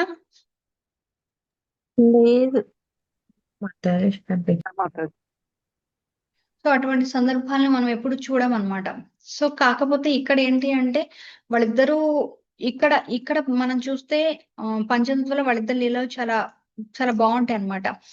సో ఎట్లా ఉంటది అని అంటే, ఎప్పుడైనా రాధారాణి కృష్ణని ఎప్పుడైనా కలిసిందనుకోండి, బలరాం రాధారాణి పాదపద్మాలను చూసేసి ఇంకా ఆయన అటు వెళ్ళాడంట, వెళ్ళకుండానే వచ్చేస్తాడంట. అట్లనే రాధారాణి కూడా బలరాం ఎప్పుడైనా కానీ కృష్ణని కలిస్తే ఆయన పాదపద్మాలను చూసి ఓకే కృష్ణ బలరాం కలిసానని చెప్పేసి ఆమె అట్లా వెళ్లకుండా ఉండేదన్నమాట. సో అట్లా ఉండేవాళ్ళు. ఎప్పుడైతే రాధారాణి గదాధర్ పండిట్ గా బలరాం నిత్యానందగా వచ్చారో అప్పుడు వాళ్ళిద్దరూ కూడా చాలా చాలా లీలలు ఉంటాయంట వీళ్ళిద్దరికీ కూడా. సో ఎట్లా అంటే ఒకరికొకరు మాట్లాడుకోవడం, ఒకరికొకరు ఆలింగనం చేసుకోవడం, ఇవన్నీ కూడా ఉంటాయి అనమాట. సో ఒకసారి ఏమవుతుందంటే తోటా గోపీనాథ్ కి రాధారాణి సేవ చేస్తుంటే నిత్యానంద ప్రభు అక్కడికి వస్తారంట. వచ్చి ఇదిగో తోటా గోపీనాథ్ కి నేను ఒక మంచి కొత్త డ్రెస్ తీసుకొని వచ్చాను, అలానే నేను ఫ్రెష్ గా అసలు చాలా సుగంధమైనటువంటి బియ్యం అనేది తీసుకొని వస్తారనమాట. సో తీసుకొని వచ్చి నువ్వు ఆయనకి ప్రసాదం నైవేద్యం చేసి పెట్టా అని చెప్పేసి నిత్యానంద ప్రభు చెప్తాడనమాట.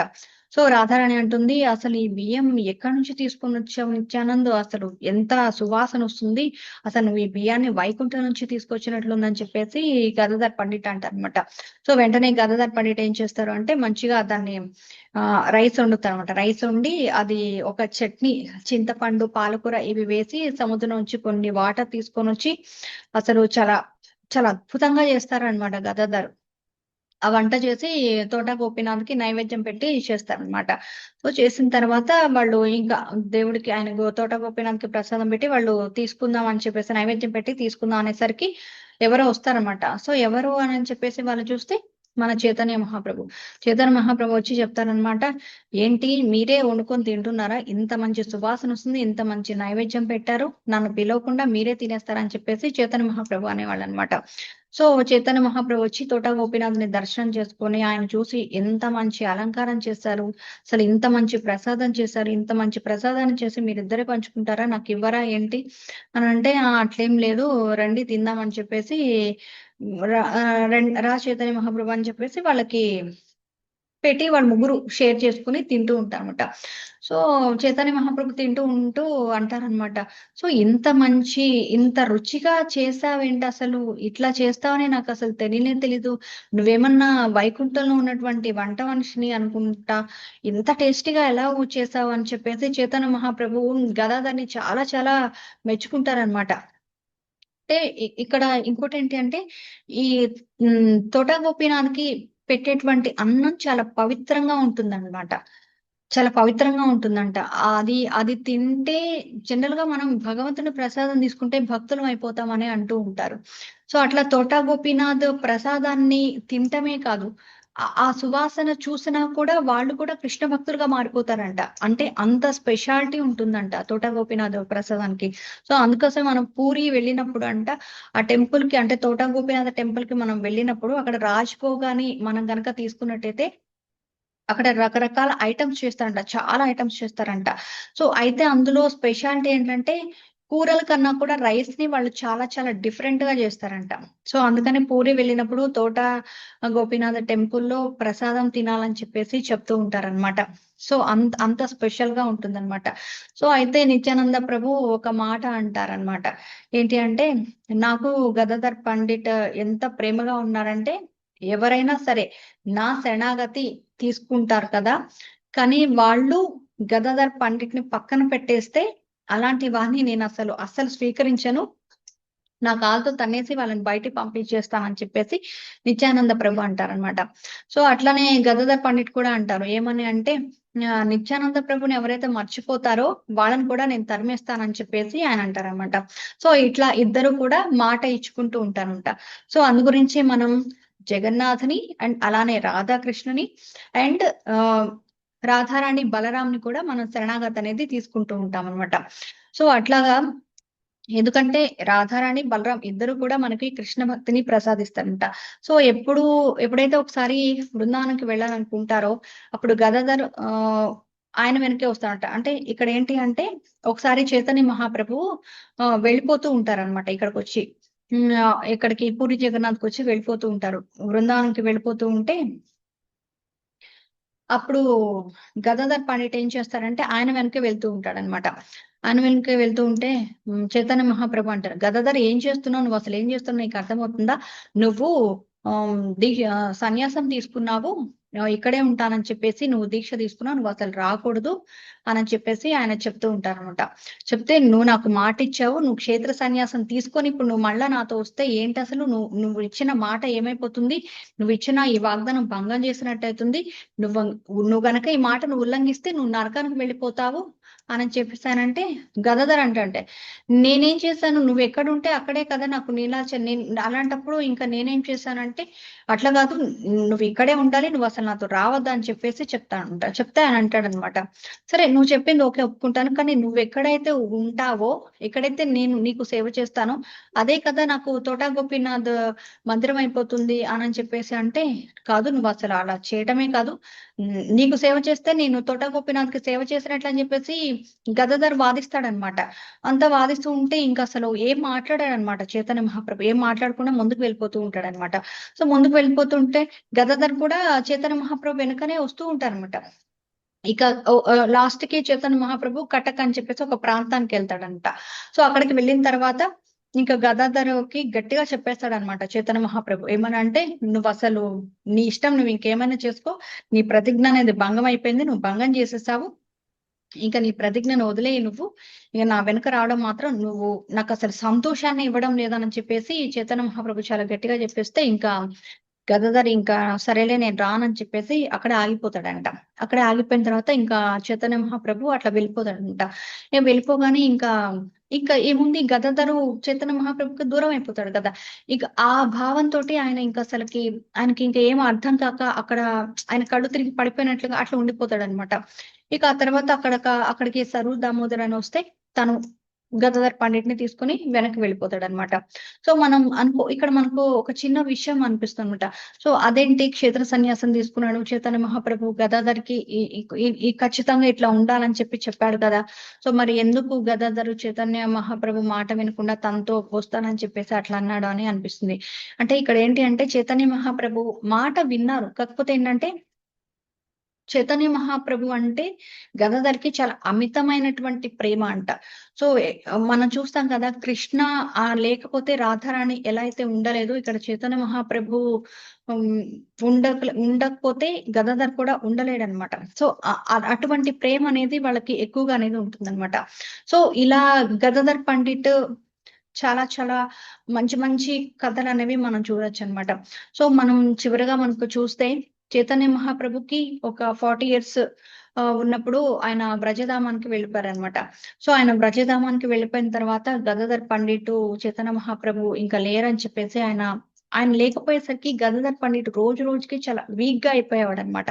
అంటే ఎంత వీక్ గా అయిపోయేవాడంటే తోట గోపీనాథ్కి అసలు సేవ అనేది చేయలేకపోయేవాడు అనమాట ఆయన. సో ఆయన అనుకుంటూ ఉంటారు, అరే నేను సేవ చేయలేకపోతున్నాను, నా వల్ల కావడం లేదు, నేను ఈ సేవని ఎవరికైనా అప్పచెప్పేస్తానని చెప్పేసి ఆయన అనుకుంటూ ఉంటాడనమాట. సో అలా అనుకుంటూ ఉంటుంటే ఒక రోజు కలలో తోట గోపీనాథ్ వస్తారనమాట. గదాధర్ కలలోకి వచ్చి, వద్దు నువ్వు అలా చేయొద్దు, నువ్వు తప్ప వేరే ఎవరు చేసినా కూడా నేను ఆ సేవను స్వీకరించాను, సో నువ్వు మాత్రమే నాకు సేవ చేయాలని చెప్పేసి తోట గోపీనాథ్ గదాధర్కి కల్లో కనిపించి చెప్తాడనమాట. సో అప్పుడు చెప్పిన తర్వాత గదాధర్ పండిట్ మరుసటి రోజు ఉదయమే వెళ్ళి గర్భగుడి తలుపులు తీస్తే అప్పటికి తోట గోపీనాథ్ అంత హైట్ ఉన్న వ్యక్తి ఇంత చిన్నగా అయిపోతాడు అనమాట. అంటే పద్మాసనం వేసుకొని కూర్చుంటాడనమాట. సో అప్పుడు అది చూసి గదాధర్ చాలా షాక్ అవుతాడనమాట.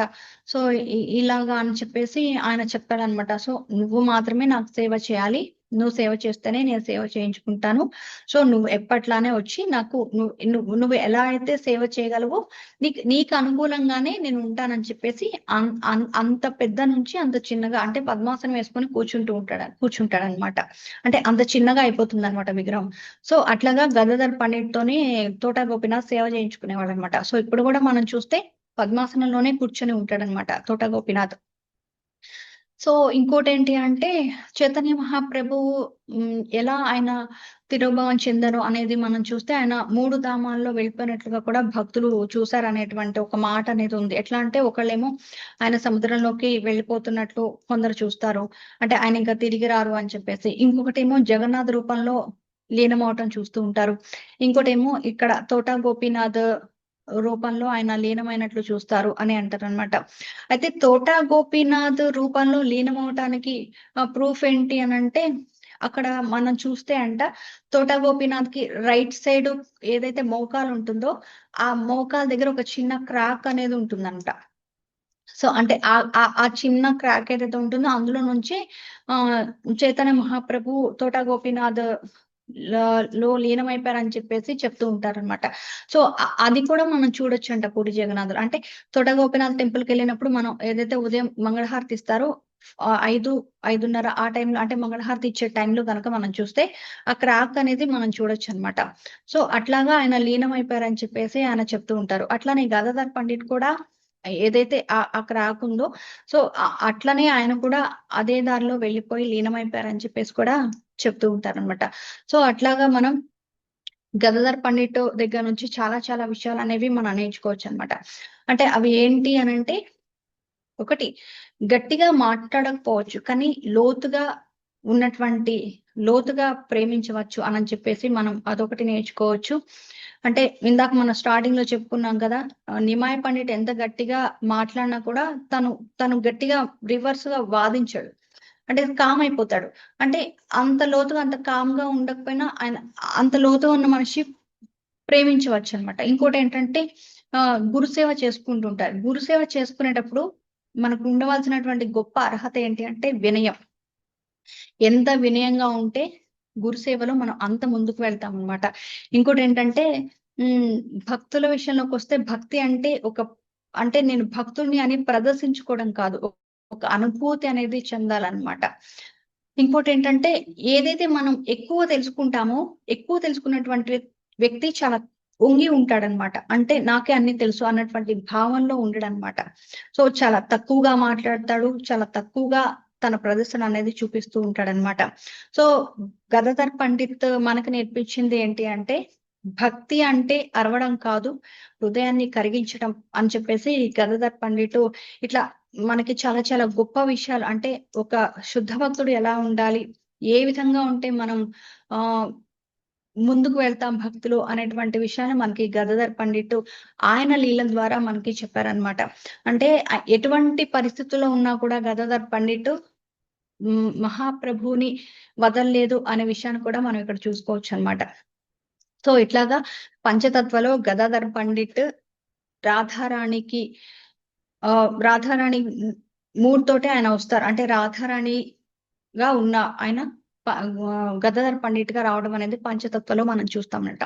సో ఇది గదాధర్ పండిట్ గురించి మనం తెలుసుకున్నటువంటి అనేక విషయాలు. Thank you so much. Hare Krishna. Hari బోల్ మాతాజీ. హరి బోల్ మాతాజీ. హరి హరి బోల్. హరి హరి బోల్ మాతాజీ. హరి బోల్ మాతాజీ. హరి హరి బోల్. హరే కృష్ణ మాతాజీ. Thank you so much. Hare Krishna. Thank you so much మాతాజీ. హరి బోల్. హరి బోల్ మాతాజీ. బోల్ దండవత్ ప్రణామ్ మాతాజీ. హరి బోల్ హరి బోల్ మాతాజీ. గురుజీ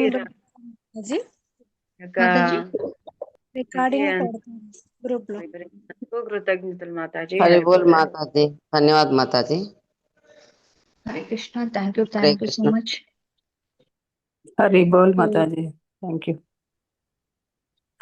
ఓకేనా, క్లాస్ క్లోజ్ చేద్దామా? ఇంకా ఏమన్నా మాట్లాడదాం? 9:35 అయిపోయింది. హరే కృష్ణ కొంచెం మాతాజీ. ఫాస్ట్ గానే చెప్పాను, చాలా ఉంది అని. సారీ, మీకు అర్థమైందో లేదో. రికార్డింగ్ ఆపేసి